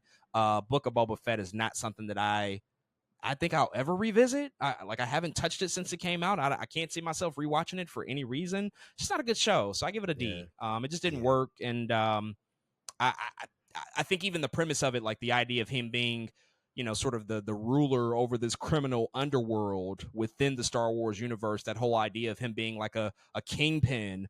They Mm-hmm. didn't even deliver upon that. That was something that I was Yeah. really excited about within the Mm-hmm. context of the show, and it just kind of fell by the wayside. I was pretty let down by it.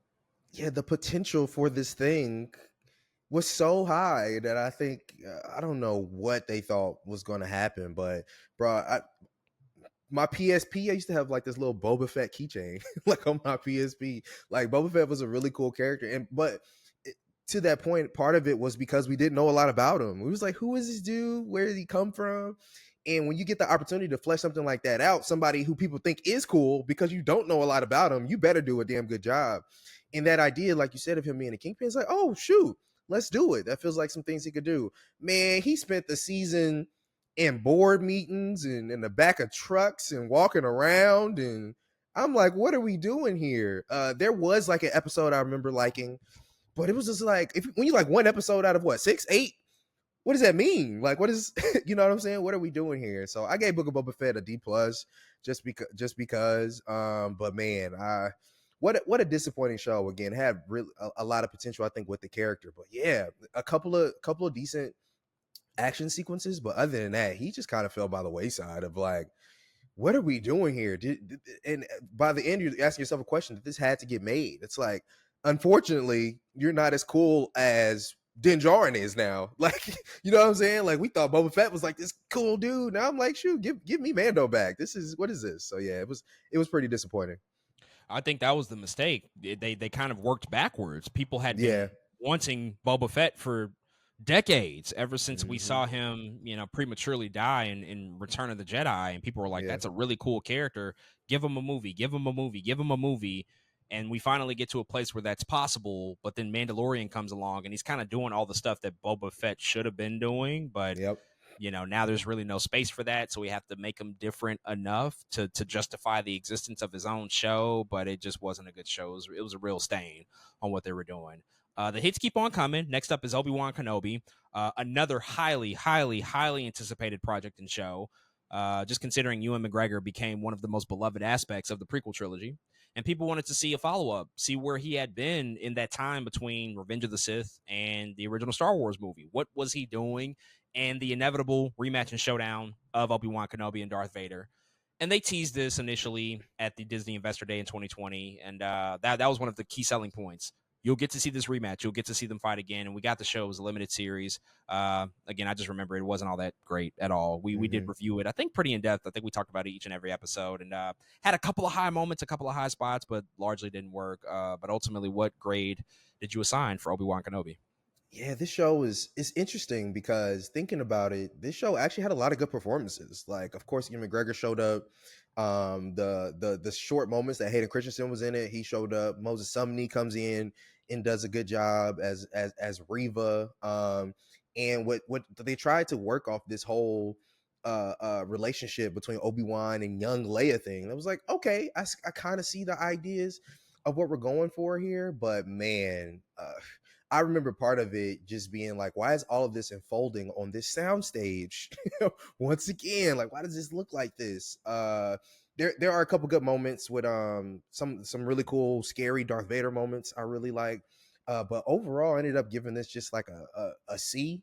Like it is. There are moments I like about it, and there are other moments that are like, whoa, this could have been better. Like I understand what you were going for, but you just kind of missed. So yeah, man, I like I do kind of like some of the attempt at what they were doing with Obi-Wan. It's just some of that stuff fell by the wayside. Unfortunately, it ended up not being as good. But again, some good ideas, some really cool moments, and some really good performances actually. Yeah, I didn't enjoy watching the show. I'm gonna give it a C minus. It was just a drag to get through for a lot of it. I was just like, Yeah. it reached a certain point where you just realize like it's not gonna get better. I hated the stuff with him and young Leia like that. I Mm. hated that. That was just like a ridiculous usage of the character to me. The Leia character in particular. The only stuff I really do like is the Vader stuff. Like seeing him drag him through the fire was that was some bullshit. That was dope. That was cool. The whole ship sequence The where like flicker, yeah, fire. Flicker's that fire. was some good stuff, but again, like that's not a good show. So I didn't enjoy it that much. And they're talking about it. I mean, Ewan McGregor's calling for like a follow up. He's saying like he would want to do it, but at this point, I think Mm. just let it be. Like I just want to remember Ewan in the best light possible as it relates to the Yeah. character, and Don't mess it up, brother. he's always going to be good. But at the same time, if you continue to step back up and try to take on this character, and then if it doesn't live up to the legacy, then I'm just like I don't know. So moving on.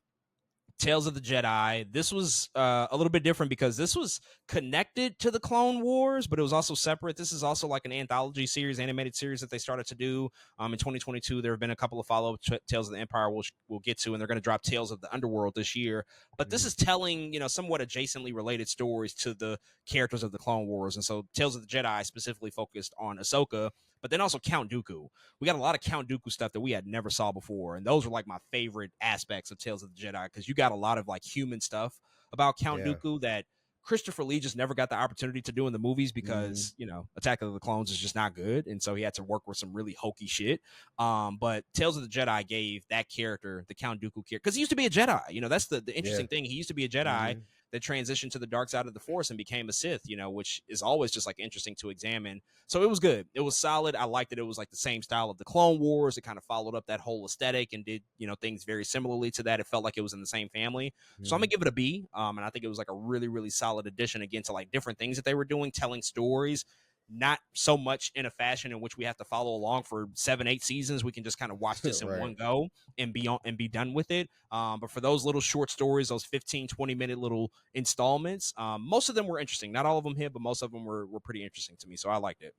Yeah, it Tales of the Jedi was like answering questions that I didn't even know I wanted the answer to.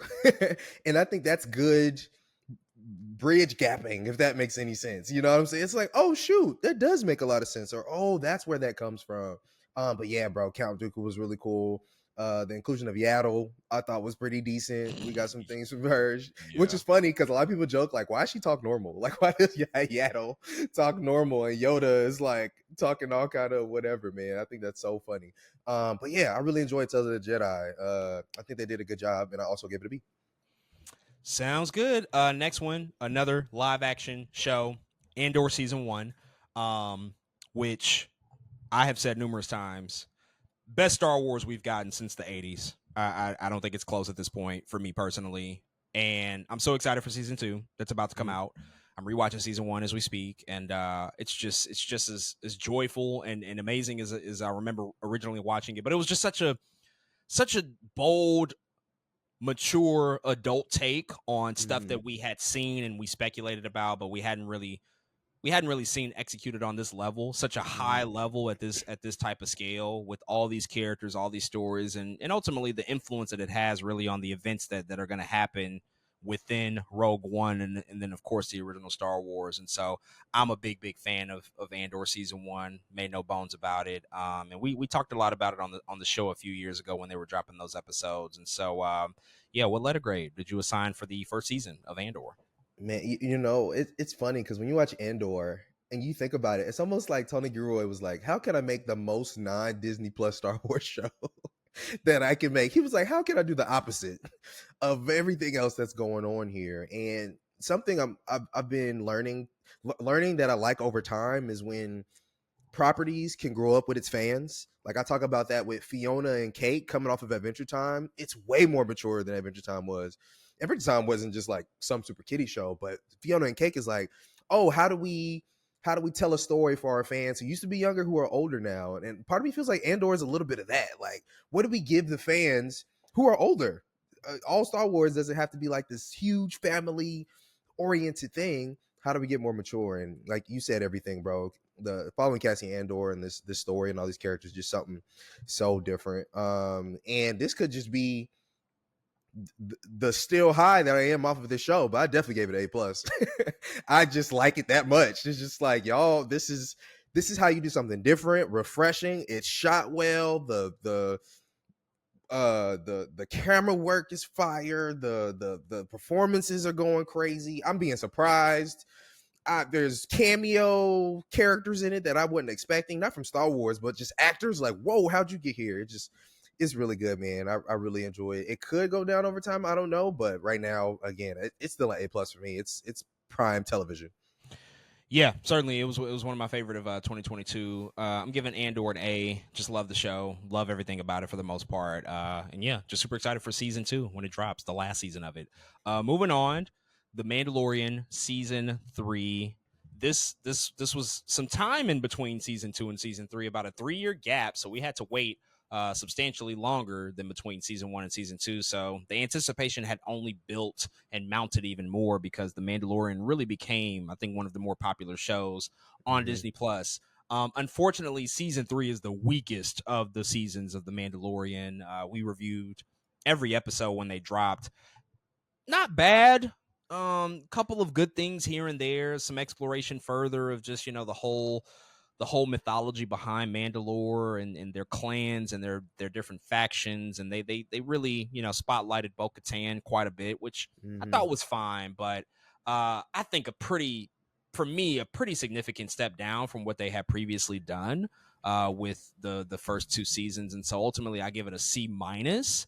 I don't know what happens with this property after The Mandalorian and Grogu. I don't know if that's like the end of it all or if we revert back to TV and continue on. I'm just not sure. And this show, this season in particular, didn't give me a ton of faith going into the movie. I'm like, you guys are kind of working from behind now as opposed to the first 2 seasons. So it was a big step down. Again, a few highlights here and there, but not something that I actively enjoy watching when it was dropping each week that year.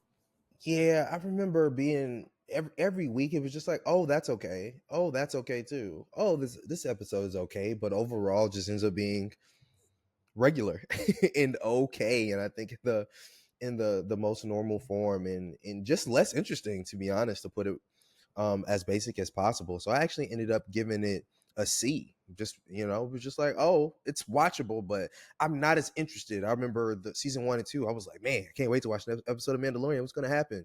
This season was just like, I see what y'all doing, but it's just a little less interesting. And I think, that happens, but it is what it is.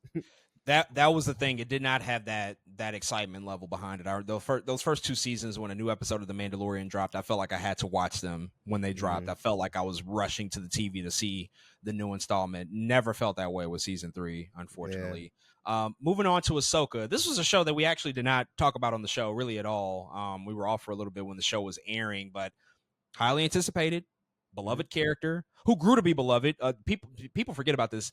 Folks did not love Ahsoka when she first debuted. In the beginning, she was actively hated by a large amount of the fan base, but then over time it was like, oh fuck, they're writing this character really, really good. This is actually a very, very nuanced character, a lot of emotion, a lot of depth to her.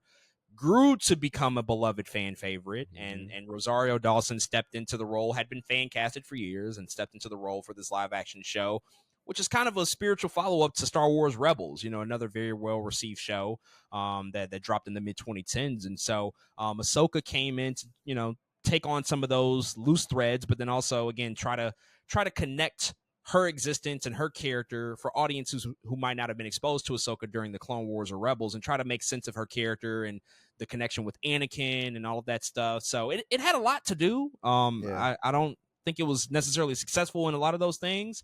But what do you want to say about Ahsoka since we did not get a chance to talk about it, and what grade did you give it?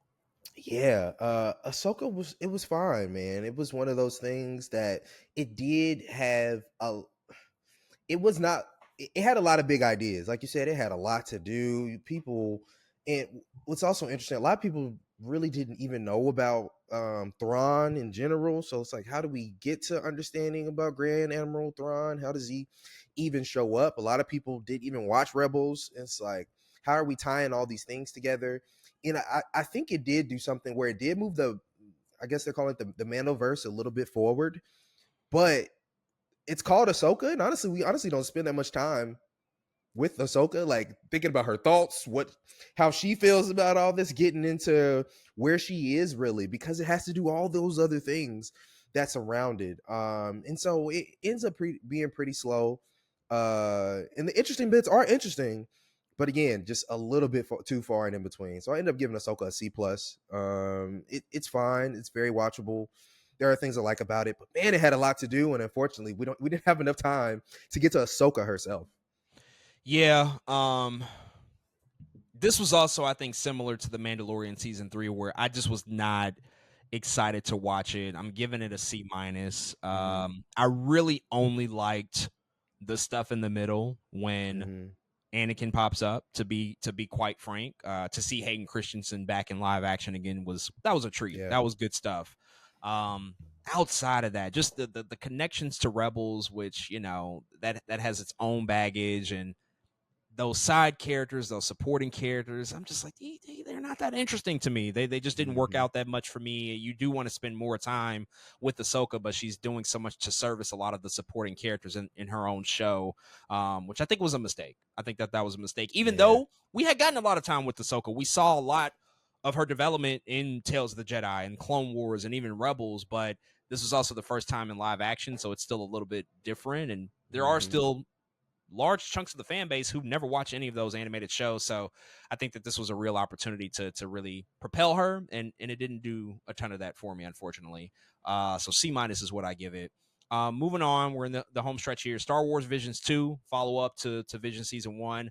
I don't have a ton to say about this. I mean, everything from the first one kind of applies here. It Mm-hmm. was lesser than to me, so I'm giving it a Mm-hmm. C plus. It wasn't as good as the first edition. Didn't have as many of the individual stories that I liked, but still solid. Still glad that it exists. Still glad that we can do something different. But C plus is the grade that it gets from me. I'm kind of with you, just lesser. I ended up giving it a B minus. It's just, it is what it is. That's how these anthologies by different studios work. You're gonna like more in one season. You're gonna like more than the other season. It happens in Black Mirror all the time. You know what I'm saying? You'll like one season more than you like the other. And so, yeah, I ended up giving a B minus. Definitely don't like it as much as that first slate of episodes. Similar situation, Tales of the Empire, another follow up to Tales of the Jedi, but this time, as you can imagine, telling stories specifically about the Galactic Empire, the Sith, the bad guys in this whole thing. Mm-hmm. Um, how do you feel about this one? Does it match the first entry? Did it fall off a little bit? What grade was it for you? Not as interesting at all as Tales of the Jedi, man. And it was honestly disappointing because we like to, I guess, view and get into the psyche of like all these villains and see how how it pans out. How did they end up like this? But it's just not as good as Tales of the Jedi. And maybe the characters were a little less interesting that we were following. It's just not what I asked for, I guess. Not that I asked for Tales of the Jedi either, but it was answering questions. I was like, oh, I was interested. I didn't know I was interested in that. And then Empire seeks to do the same thing. Instead, I'm like, I don't think I was interested in that kind of thing. So it's a little lesser than, and I ended up giving it a C minus. C minus. I gave it a B minus. Mm-hmm. Again, still solid, but just a fall off from the first season, which is it's kind of weird because you would expect like the evil side of things to be even more compelling. The Mm-hmm. Count Dooku stuff from Tales of the Jedi, to see that transition was like the most juicy stuff, and I thought like we were going to get a lot more of that, but that was not the case in Tales of the Empire, so it wasn't as good. Um, Last two live action shows from last year, both we reviewed. First up, The Acolyte. Mm-hmm. Um, Again, Oof. just like just a really just bad all around. Bad start, bad anticipation, bad reaction, justly and unjustly. I think for a lot of it, it got a lot of flack that it didn't necessarily deserve, but also like some of it did deserve. But there was just too much working against the Acolyte for it to really make a footprint in any of this stuff, and so much so that this is, I guess, technically the first show that's not getting a second season that was intended to Mm-hmm. have a second season. They clearly, if you watched it at the end of it, they set up future stories that they're going to tell and connect it even to the original prequel trilogy, but they canceled it due to lower viewership, pretty bad ratings, just all around negative feedback, I think, from most fans. And so a lot of people just didn't gravitate towards this story that they were trying to tell, even though Mm-hmm. the premise was like interesting. We were going to go to a Mm-hmm. completely different time and era, which we had been calling for, we had been asking for, but not in this way. It's one of the lower points for me, D minus. It didn't work really in any regards, and I think I was just more upset by like the second or third episode at how bad it progressively got. Like I just Mm-hmm. knew there's not really any light at the end of this tunnel, and I watched all the episodes, and by the end of it, I felt exhausted because I was just like, we have shat the bed completely here. We're kind of at the bottom. I don't know if it can get any lower than this for me personally, and maybe for some other fans, but we got there, and that's always unfortunate. Yeah, man, acolyte. There is one random episode I do like in this show. It's when they're in the jungle and it's like the stranger, and you're like, "Whoa, who is this dude?" And it's almost like Star Wars does this thing where sometimes it's like the more you know, the worse it gets. Sometimes there's really cool That's things with in the anything, to be unknown. honest. Yeah, that is with anything. But there's a lot of cool things in the unknown sometimes. And it's like, wow, now we know more. And I don't like it as much. And it's just so unfortunate because the stranger started off as a pretty cool character. What he was doing again in the jungle and what May, OSHA, whoever it was, whatever it was going through at the time. But overall, I gave it a D. It falls flat completely.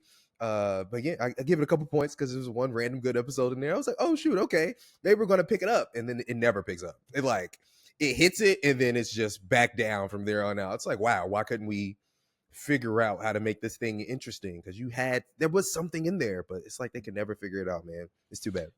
Too bad, so sad. Last but not least, Skeleton Crew, the most recent installment of Star Wars that we've gotten, new stories that we've gotten. Again, a show that we discussed here. We discussed the first few episodes at least. I think, look, Skeleton Crew, it was decent. It was enjoyable. People had positive things to say about it. They clearly Mhm. had a vision and a tone that they set out to achieve on the show, and I think that they did a pretty good job with it. We didn't really, I think, talk and address the end of it. We only really talked about the beginning of it. So what Yeah. do you want to say about how it ultimately wrapped up, and what grade you assigned to it? Oh man. It was such a it ended up becoming such a big adventure. The Skeleton Crew, but I did really like the characters. I like how we could follow this young group of kids and honestly just start to like them, like Wim and Neil, and it just I thought they were really cool and well made. And it was fun, to be honest, to see what was going to happen. Honestly, there was a couple surprises. Like, is this going to go good? Is this going to go bad? Is this person good? Is this person bad? I didn't know what was going to happen, but I think the ending is interesting because it's like, what does this mean for Adin in general?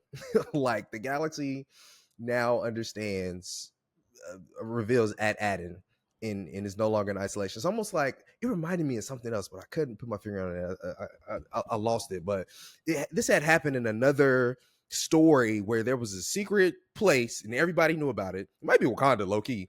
And now all of a sudden everybody knows about it, and now it's going to be like, okay, now what happens? And so I don't know, man. I thought it ended fine. It was okay. But I still really like the show for what it was. And I appreciate the adventure we went on, man. So I ended up giving Skeleton Crew a B. I thought it was I liked watching it week to week. It was like something fun for me, something refreshing. Again, we get to hang out with some kids who shouldn't be where they are. They around all these pirates. Again, very simple premise, but I had a good time watching the episodes and was surprised even by the performances that the child actors gave too. I thought they did a pretty good job, man. The kids were the best. They were really good, really well casted. Skeleton Crew, B- for me. Perfectly fine, perfectly suitable for what they were trying to do. I just don't think it matters. I Yeah. think that's what like. I don't know if it matters all that much Mm-hmm. at this point, and where we are with Star Wars. Like, is Skeleton Crew making a dent in anything? I don't know. I You know, doubt if it. Skeleton Crew was like one of the first projects that had come out, if it Mm. came out in 2020 or even 2021, it was one of the earlier Disney Plus series, I think I'd probably view it in a better light. But it gets to a certain point. Again, we touched upon it earlier. It gets increasingly difficult to look at these things in isolation.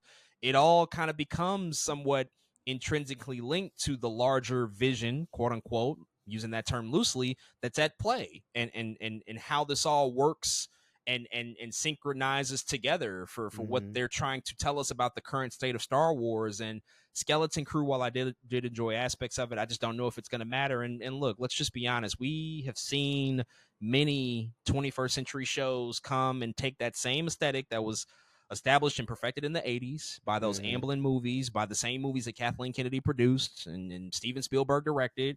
We've Mm-hmm. seen numerous shows come and do that and take that same style and aesthetic and get us to lean into the nostalgia and think that it's like the greatest thing, when it's like, guys, they're just feeding us our childhood. That's what they're really Yeah. doing here. Stranger Things Mm-hmm. did it. It did Yeah. it. Like, everything is kind of doing it these days because they know that gets us in Mm-hmm. our feels and we like that stuff. And I always look at that with a side eye because it's like, you're fucking manipulating me because you know that I have I have an affinity for this stuff. But is it really a good story, or are you just taking aspects of other good stories that previously have proven to work, put it in a blender, try to give it to me Mm-hmm. as if it's something new, but it's not. It's not really. And so I do look at Skeleton Crew somewhat in that light.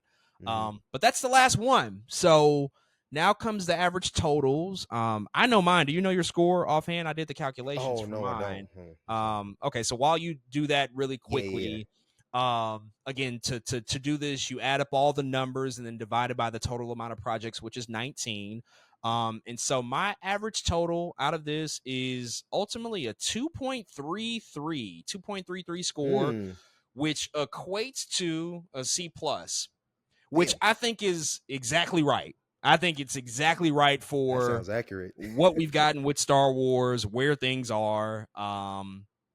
It's almost kind of right down the middle, where it's like there's some things that have really worked out well, but then a lot of it is either average or, in many cases very much below average. And so this whole output of what we've gotten over the past 10 plus years or so, just the projects, it's been a very average effort looking at it in totality. So C plus, that's the final grade that the Disney era of Star Wars gets from me. And again, that's only the stuff in theaters, that's only the stuff on Disney Plus. I'm not judging necessarily anything else, but Mm-hmm. out of the stories, the new stories at least that they've tried to give us, it's a C plus from me. That's going to be the report card and the final grade for Star Wars.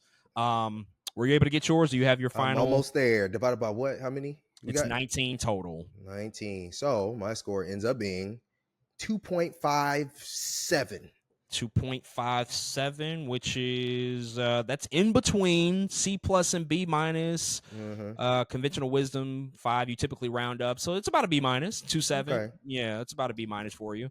What do you want to say? Does that feel right? Does that feel accurate for just the total output of what we've gotten? Yeah, I mean, all that's close. 2.33. If I'm thinking about a GPA, 2.57 feels accurate.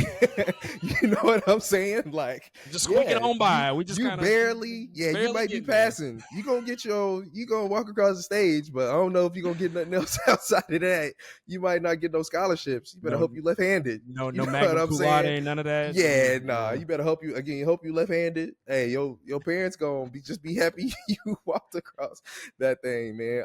But yeah, that feels accurate to me. It's just, it's like some of these have effort, but it just ends up, again, what I'm saying at the beginning, man. It feels like where's the meat and potatoes, where's the soul, where's the excitement in a lot of these things. I think that's an easy indicator for a lot of this, is how excited I am to watch it, or we have been to watch it. Very few of these that we went down, we were like, oh man, I was excited to watch this thing. Very few. And I think, my grade and honestly your grade is so dang close, but I think they definitely kind of speak to that. Like, dang, I miss being excited about Star Wars. So it feels accurate to me. And yeah, man, I don't have much to say outside of that. Yeah, B minuses and C pluses. Ooh. That's Oof. just, it could be And worse. It could be worse. It it could be could. a total train wreck again. And I do want to, we kind of acknowledge this. Like, occasionally you look back at these things and you think like, oh, is it as bad as we make it out to be? Sometimes it is, and sometimes it's not. And I think a lot of Mm-hmm. even, Kathleen Kennedy and her presidency, people have been calling for her exit for a long time, Mm-hmm. which I think sometimes can be warranted. We've seen a lot of mistakes happen. We've seen things not really pan out in the ways that we imagine. But also, you do have to look at the receipts at the end of the day. You have to look at things that have worked, successes, and things that she has shepherded. She helped launch Disney Plus with a tentpole show that worked. If the Mandalorian Mm-hmm. doesn't work, Disney Where are Plus we? might not be in this conversation when you talk about Yeah. streaming. Her movies collectively still made $5.8 billion at the global box office. Like, Mm-hmm. that's a lot of money. All of them made over $1 billion with the exception of Solo. That Mm-hmm. is unequivocally, those are hits. Those are financial successes and wins. There are other things in the midst of that as well that she's done well. And so we can't sit here and pretend like it's been all bad. But again, when you just look at the whole picture and you tell the story of, what Star Wars has been, it's been up and down. It's just a lot of ups and downs, a big roller coaster ride. Sometimes we're doing great. Sometimes Mm-hmm. everything is all kosher and good. Other times I'm like, yo, what fucking relationship is this? Like, I need to cut you off. You might have worn out your welcome at this point. That's kind of where Yeah. we are sometimes. But we should look backwards for a bit here. We've talked a Mm-hmm. lot about modern day, present day. 2025 is now officially 20 years removed from the release of Star Wars Episode 3 Revenge of the Sith, which came out in 2005. That was the original conclusion of the Star Wars Mm-hmm. saga. It was finally telling the story of Anakin Skywalker transitioning to the dark side to become Darth Vader, a story that everybody wanted to see. And it was coming off of the heels of some extremely mixed movies in Yeah. terms of critical reaction. The Phantom Menace, people did not really like that movie. Attack of the Clones, they might have liked it even less. Mm-hmm. Financially, The Phantom Menace was a juggernaut. It was huge. It was always going to be that way because it was the first one back in 17 years. Attack of the Clones, you saw a pretty big drop off. I think it Yeah. made somewhere in the neighborhood of $650 million. So a big drop off from the Phantom Menace. But the final entry, Revenge of the Sith, had gotten people back. People wanted to see Vader. They wanted to see what that was going to look like. And we're 20 years away from that, which Wow. I can't even fathom because I remember all of this like it was yesterday. Like, I vividly remember Yep. that moment in time. As we dive into this conversation about Revenge of the Sith, 20th Mm-hmm. anniversary, and really the prequels, because I want to talk about that because that's our generation of Star Wars and the Yeah. place and how it exists now. What do you remember about the Revenge of the Sith? What do you remember about the release? Did you see it in theaters? What was that whole experience like for you when that movie was coming out and how you ultimately developed a relationship with it? Revenge of the Sith, man. I absolutely remember seeing this movie in theaters.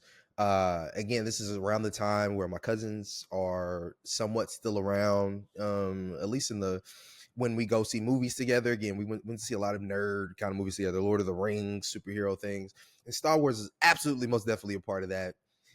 So I definitely remember Revenge of the Sith came out, and it's so interesting because I remember no matter how we felt about, I think episode 1 and 2 about Phantom Menace and Attack of the Clones, the excitement around Revenge of the Sith was still pretty decent. Everyone was pretty still like, man, I'm here to see some Star Wars. What's about to go down?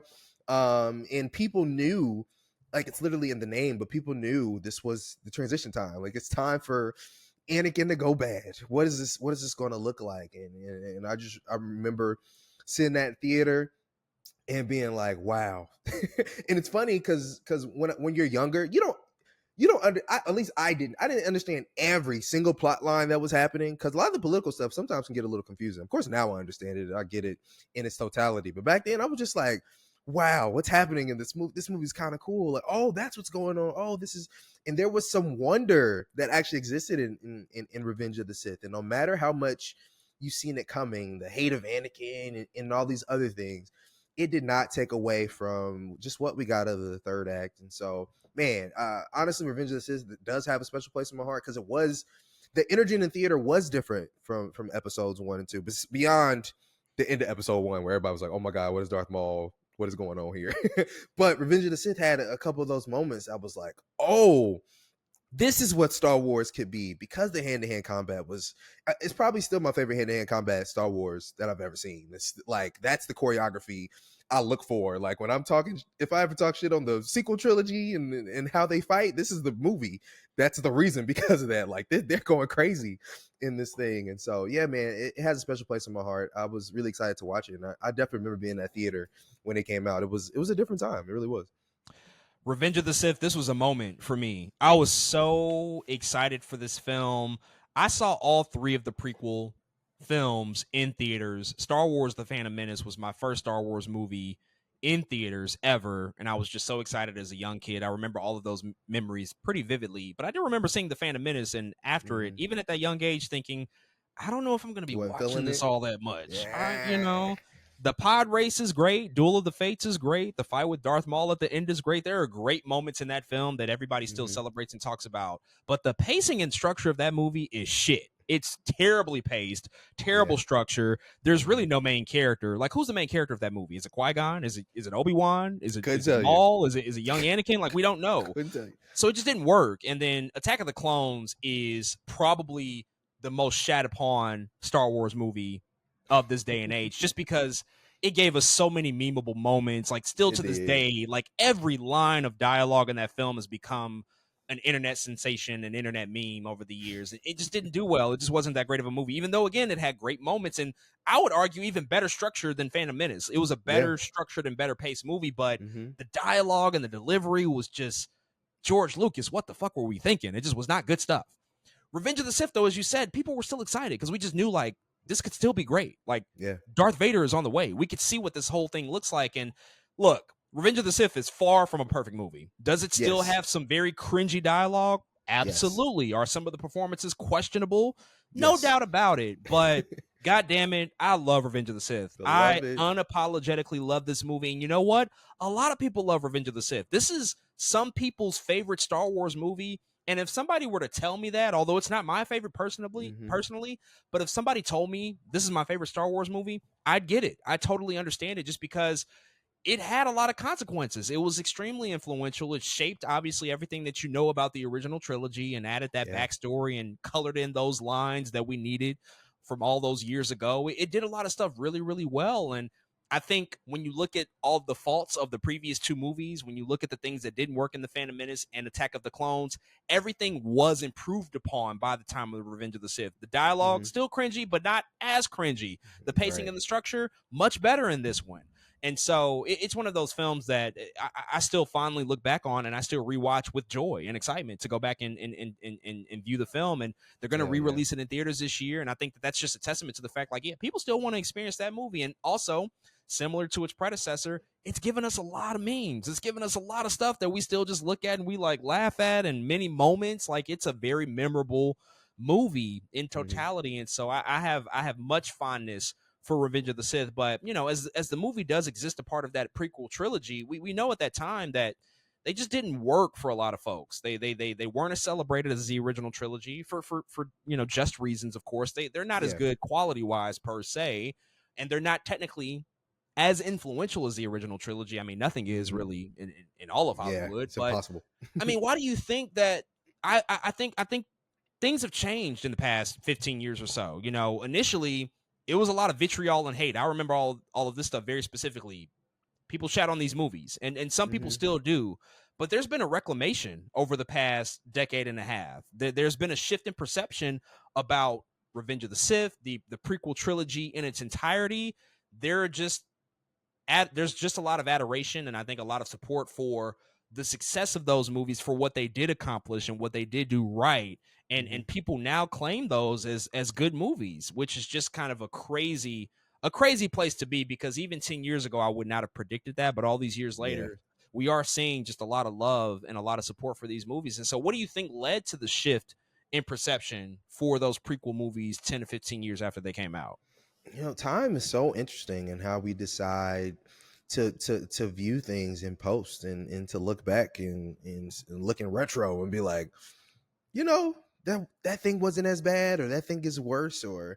And I think, you know, part of, you know, Revenge of the Sith is part of me thinks there is something does have to do how mean some of those things were from Phantom Menace, from Attack of the Clones.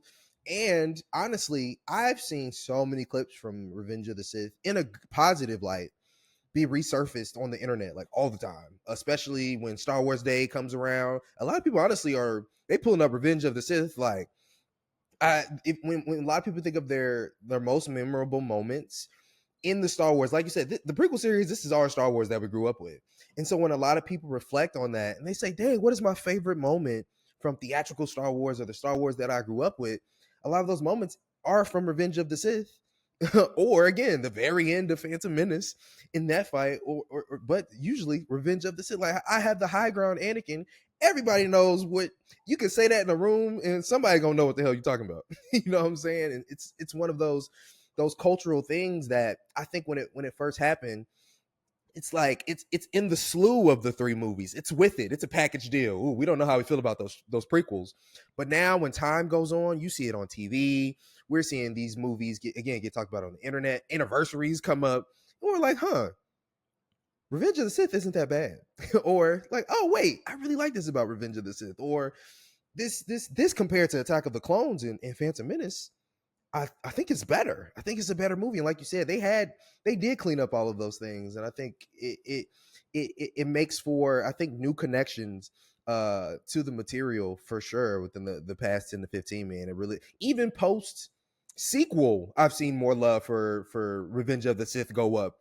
Probably because of those same things. What are the moments that people take from the sequel trilogy? Honestly, I'm not even sure. You know, I'm sure there are things that people talk about, but a lot of them aren't in positive lights. A lot of them are probably from they talk negatively about The Last Jedi and running ships through, you know what I'm saying? All kind of other things.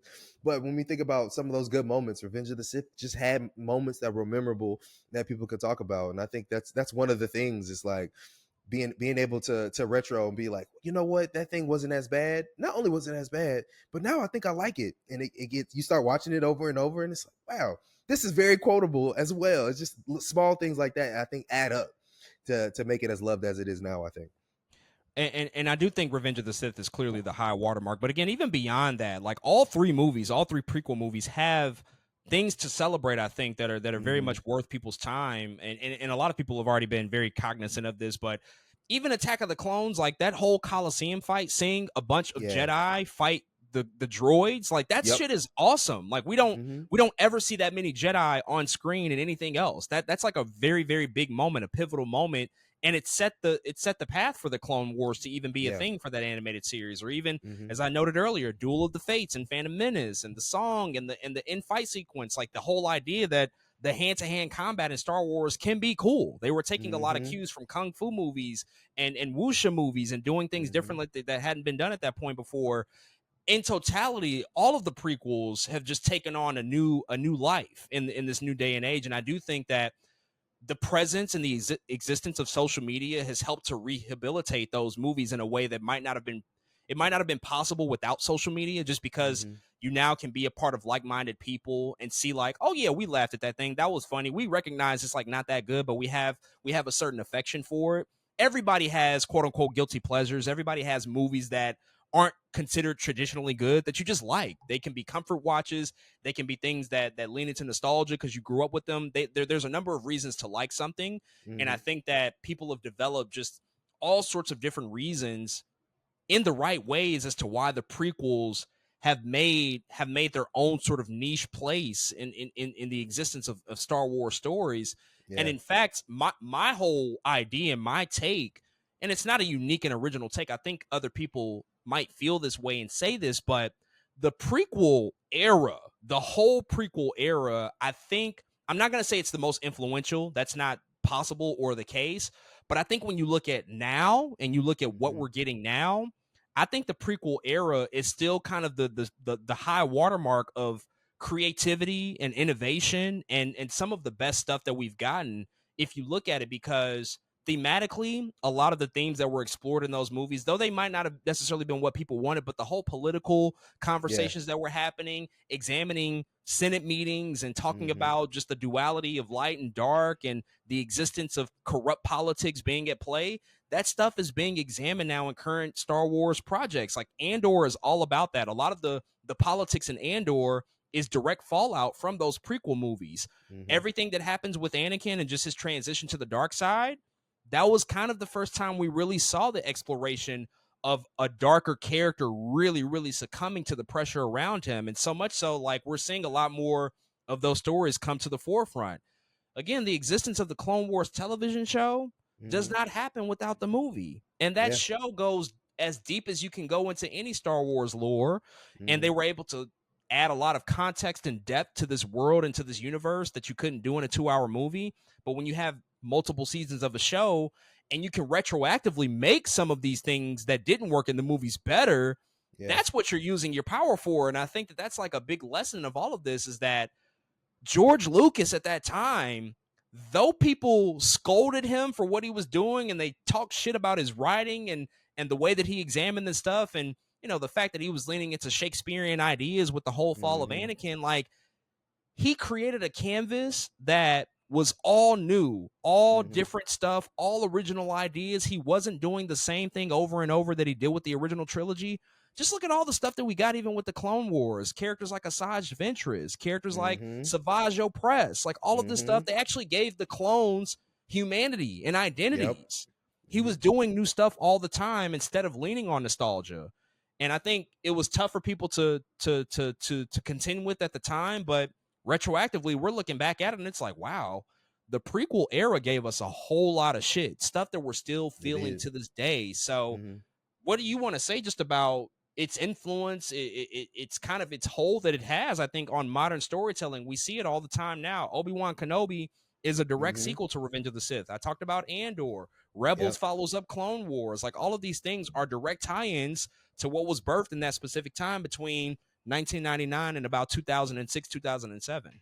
Mm-hmm. Yeah, it's just that's the, like you said, he created such a canvas that now we come to a place where it's like, okay, we can do some things with this. We now have this entire, it's so cool what actually George Lucas was doing, because it's almost like the more story he made, the more he left out for not interpretation, but for people to come in and make their own, if that makes sense. For people to come in and say, oh, we can tie up these loose ends. Oh, we can do this thing over here. We can do this thing over here. And even a little bit out of Revenge of the Sith, thinking about how we people still trying to do things from Phantom Menace. Why we getting stuff from Phantom Menace tying into Solo. We getting, you know what I'm saying? Oh We yeah, getting they brought Darth Maul back like 3 times ever since three that movie. times. They will not stop bringing back Darth Maul back, and it's just like, yeah, that sometimes things are just ahead of its time. And even you talking about the political fallout of Revenge of the Sith, and how we're talking about that in Andor and all these other projects. Shoot, it's looking like a take on America now. You know what I'm saying? Like, it's just Very all of much this, so. Yes. very much so. It's just crazy how sometimes, yeah, art life imitates art, but art imitates life right back sometimes. And so it's just like this push and pull thing. And sometimes in the moment when you're looking at it in front of you, you don't understand it, you're mad at it, or you don't like it. But then as time goes by, you're like, wait, that does feel relevant now. That does make sense now. And so it has been really cool, I think, to see Revenge of the Sith again take a shape where it's like, oh, you're watching. Oh, like if I'm telling somebody to watch Star Wars for the first time, a lot of times people know Machete Order. You don't even watch Phantom Menace, but I don't believe almost in what that. I do, but I get it though. I do watch get it. Phantom Menace. I do watch Phantom Menace. I just know it's not part of Machete Order. But what's really important is the fact that Revenge of the Sith is really like one of the reasons people want you to, like, you gotta watch Revenge of the Sith. You gotta watch Revenge of the Sith. And I get why. There's so much happening in it, so much fallout from it, so much that leads into other projects and other things now. That's like, oh, it's must see. You have to watch Revenge of the Sith to kind of understand some other things now. But yeah, man, it's so interesting to see how that happens in retro versus when a thing like that first comes out.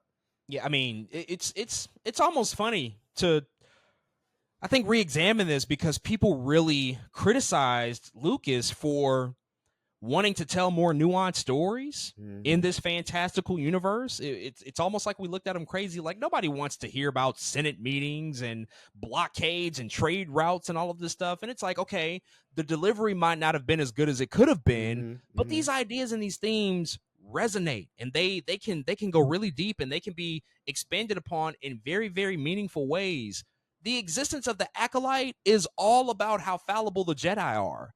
That Mm-hmm. concept in and of itself was birthed by Lucas in the prequel Yep. trilogy. He Yep. started to explore that idea in the Phantom Menace, in the Clone Wars TV show. Like, I mean, Mace Windu and the whole contextualization of that character in the Clone Wars is like, damn, Mace is like an arrogant asshole. This Yep. is this is a guy who is going to meet his doom, and so by the time you do watch the Clone Wars and you see what happens to him in Revenge of the Sith, it's like, yeah, that tracks. It makes sense. But Mm-hmm. this whole idea that the Jedi are fallible and that they make mistakes and that they're susceptible to be influenced by darker forces, that all starts in the prequel trilogy, and the Mm-hmm. Acolyte tries to explore that much less successfully, but that's another theme and a carryover, and just all of the stuff, the fall of democracy, and just Mm-hmm. these really nuanced ideas that reflect our own societies. They reflect our own current political landscapes. I know people don't always want to deal with that stuff in their storytelling, but hey, that is real stuff that we pull from that influences all the best stories, all the stuff that Mm-hmm. we think Mm-hmm. about. And even if you want to go past the political stuff, like I said, Shakespearean themes and ideas, the whole prequel series is the tragedy of Anakin Skywalker. That's what it is. Mm-hmm. It's a Shakespearean tragedy about one guy who is presented to be the chosen one. He's presented to be the savior of all of this, but ultimately, you better be careful at who you place on a pedestal. You better be careful about who you idolize and who you prop up as somebody Yep. that's supposed to be a savior, when in actuality he's human just like the rest of you.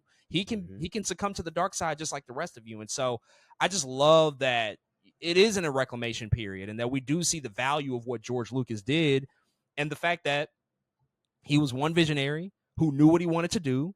He stuck to his guns. He didn't waver from any of that, even when there was negative reception. He probably pivoted, made some adjustments, but they Yeah. didn't just stray away from it. They stuck with it. Mm-hmm. Like the Clone Wars television show makes all of that stuff better.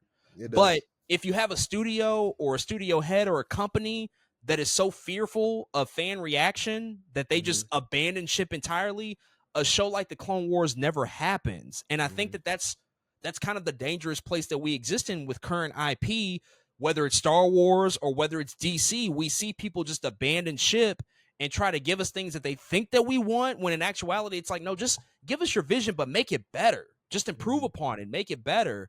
And I don't know if the current era of Star Wars is going to have those things that can be looked back upon fondly 10, Mm-hmm. 15, 20 years from now. I don't know. Do you think that we're in an era where people, although like right now the reaction and the reception is a little bit soft, maybe a little bit lukewarm, do you think that we can experience a similar renaissance with the sequel era that we are experiencing with the prequel era? Is that even possible at this point?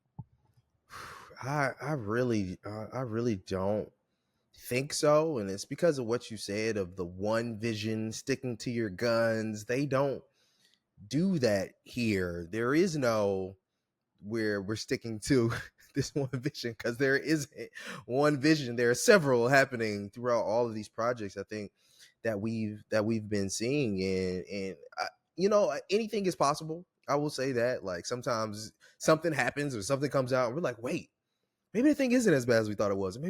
But I just don't see that same feeling. Here I go again. I'm saying I'm bringing the soul up again. There's not the same soul in some of the things that we've been getting, and specifically in the sequel trilogy that we've gotten, that we got even in the prequel trilogy. Like you said, it's some of the best stuff we've gotten, because you can feel it. You can feel, you may not have liked it. Like you said, the political stuff may not have had the best delivery that we had, but you can tell there's care in that stuff. You can tell at least somebody was like, hey, I have this idea. This is going to be important to this character. This is important to the Empire for this reason. This is important to the Council for this reason. I don't feel, I don't feel some of that stuff in sequel trilogy, or even some of these TV shows we've gotten. Sure, they may touch and talk about some of the fallout of those things, but what's the new? What's the what new statement are you trying to make that you feel, we should move forward? And a lot of it doesn't have that. A lot of it doesn't have that additive property to it. A lot of it's just like, oh, copy paste. now what? Now what are we doing? It doesn't have the soul. It really doesn't. So again, I think anything is possible in terms of, again, maybe something comes out and changes all of our minds. But right now, I don't think some of the stuff we've gotten can come out and have some of that, again, that retroactive effect that we felt with the prequel trilogy, and again, specifically we're talking about Revenge of the Sith. We all have a long-term relationship with this stuff at this point. You know, if you followed Star Wars, if you've seen the movies, you're putting years of investment into these stories. And so because it is a long-term relationship, anything can happen. Anything can change, and all sorts of forces can become more present and more apparent down the line with a little bit of context and hindsight and evolution and maturity. You know, none of us are going to be the same Mm-hmm. people in 10 years as we are now or 10 years ago. And so that Mm-hmm. all affects how we perceive and view things. But I just don't see it for this era. I don't see it for this specific sequel Disney era. Really, to go back to what you pointed out kind of at the top of the podcast, in the fact that all of this stuff is leaning so much on nostalgia.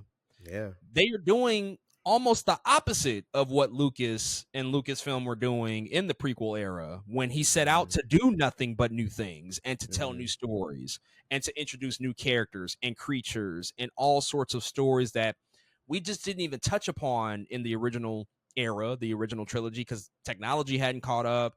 His company and his resources and all of that stuff had to catch up with time for him to be able to really lay out this grand vision for what he wanted to do. Now we're leaning on all the stuff that's already been done before, whether it's from Mm-hmm. the original trilogy or, as I pointed out with numerous examples, even the prequel trilogy now, the things that have been reclaimed, that have been integrated into modern stories. I mean, hell, you play Jedi Survivor, and the whole beginning part of the game takes place on Coruscant. People Yep. talked all sorts of shit about Coruscant when we first saw it. It's too sleek. It's too nice. That's not Star Wars. It's not like the scoundrels in the original trilogy. Now we're celebrating the sleek, futuristic style of those prequel movies. We Mm-hmm. actively look at that stuff like, oh no, that's just a different part of the galaxy. And Mm-hmm. it's just interesting because when The Force Awakens came out, there was just such a focused effort to shy away from that stuff, Yeah. to make it resemble the original trilogy as much as possible. Mm-hmm.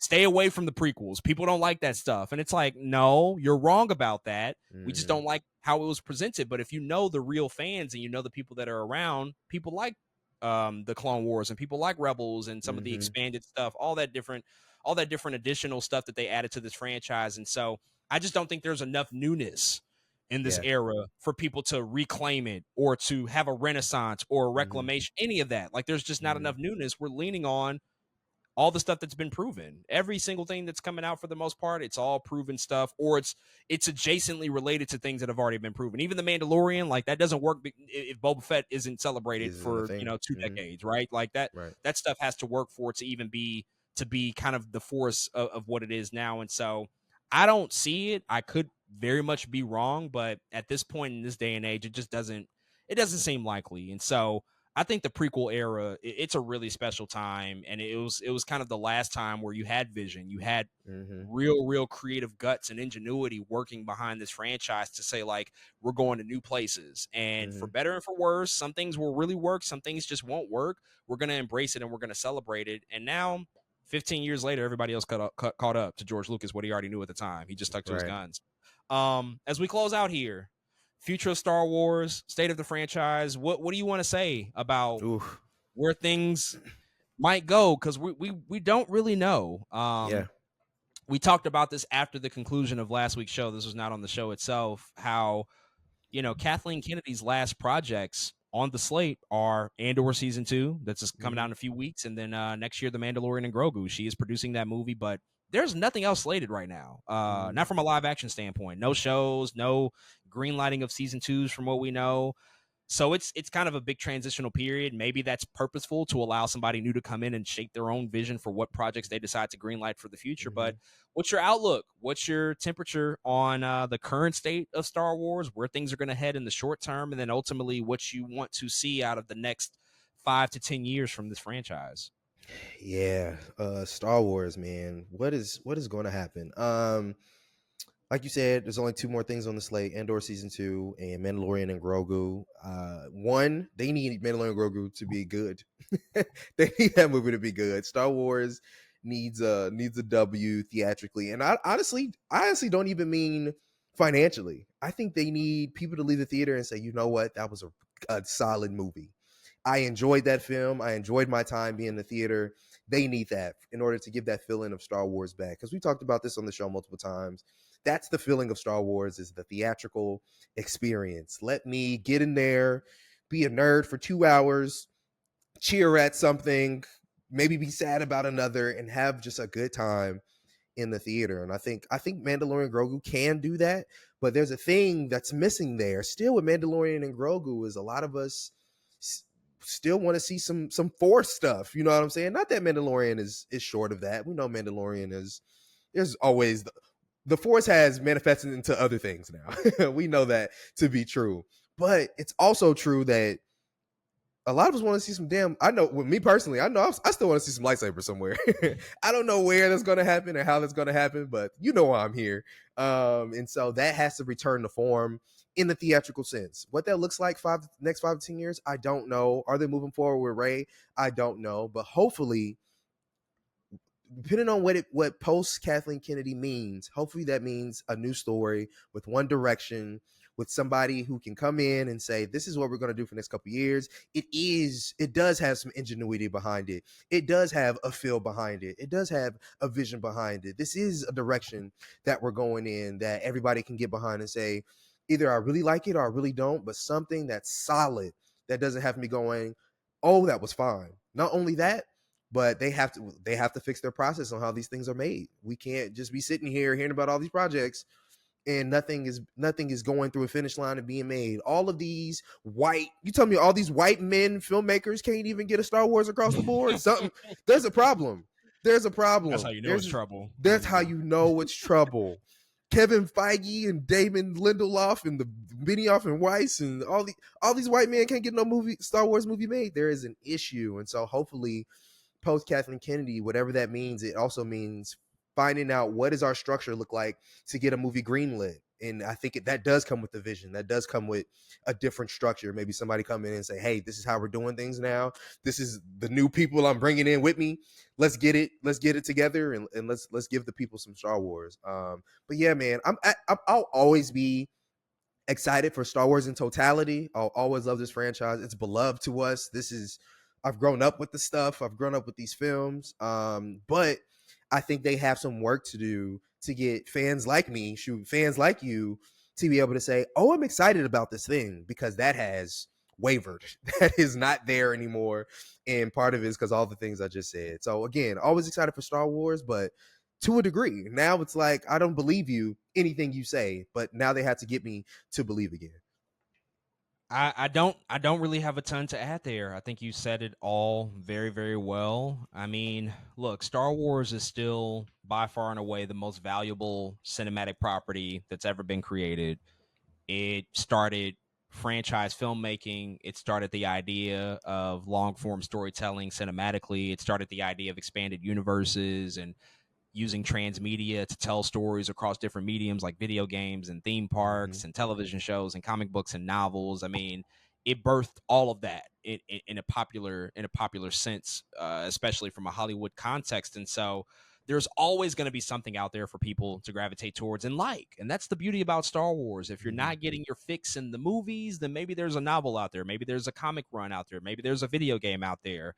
Maybe there's a random hotel that they build in Hollywood that bombs and doesn't last for 2 years because it's 4,800 a night to stay there. There's always something going on with Star Ridiculous. Wars, and I think that we have seen the highest of highs and sometimes the lowest of lows, but it will be a persistent, consistent thing that we'll always get. And what I ultimately want for me and my personal taste is to get back to the movies and to get back to the theaters and to make Star Wars feel like an event again. Because as great as all those other things are, as great as Rise of the Resistance might be at Mm-hmm. Universe, or excuse me, at Disney, like as great as these things and experiences might be, the games or whatever comes across, there's just nothing like, for me, seeing a movie on the big silver screen and experiencing that for the first time, and it working and it being good, and there being a collective consensus that like this is a good thing that we all like. And we've just gone so long without that celebration, without that excitement around this franchise and this brand. It'll never truly go away, but we can certainly be in a better place. And so whatever new vision or new visionary comes in, let's allow them to cook, and let's allow them to try to make their stamp. It takes time. It takes a long time. And so maybe this open runway, no projects really on the horizon. Maybe that's a good thing for a while. Maybe it's time for it to go away so that we can miss it for a few years, and then when it comes back, we can feel that excitement again, because it's been too long. But we'll certainly have to see how things shape up and shape out over the next few years. But folks, with all of that out the way, that's all we have for this episode of Two Black Nerds. Thank you again, as always, for tuning into another podcast. We only have 2 episodes left, and next week we will be addressing the Marvel Cinematic Universe. Oh boy, there's plenty to talk about with the MCU, the state of the MCU, the future of the MCU, and then, of course, the imminent arrival of Avengers Doomsday. We're going to be breaking down that whole cast announcement that took place a few weeks ago, sharing our thoughts and opinions and reactions on what that movie might be and what it ultimately might entail for the future of the MCU and just the whole universe and the whole experiment at large. And then after that, in a couple of weeks,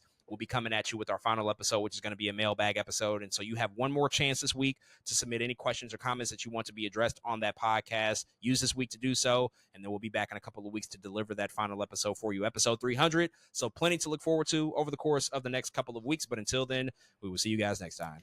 Yes, sir. We are Audi 5000. Please check out the final season collection at twoblacknerds.com. May the force be with you. And remember, always bet on black. Appreciate y'all. Love y'all. Thank you for listening to another episode of Two Black Nerds, where we're too black, Too nerdy, and we out, y'all. Peace.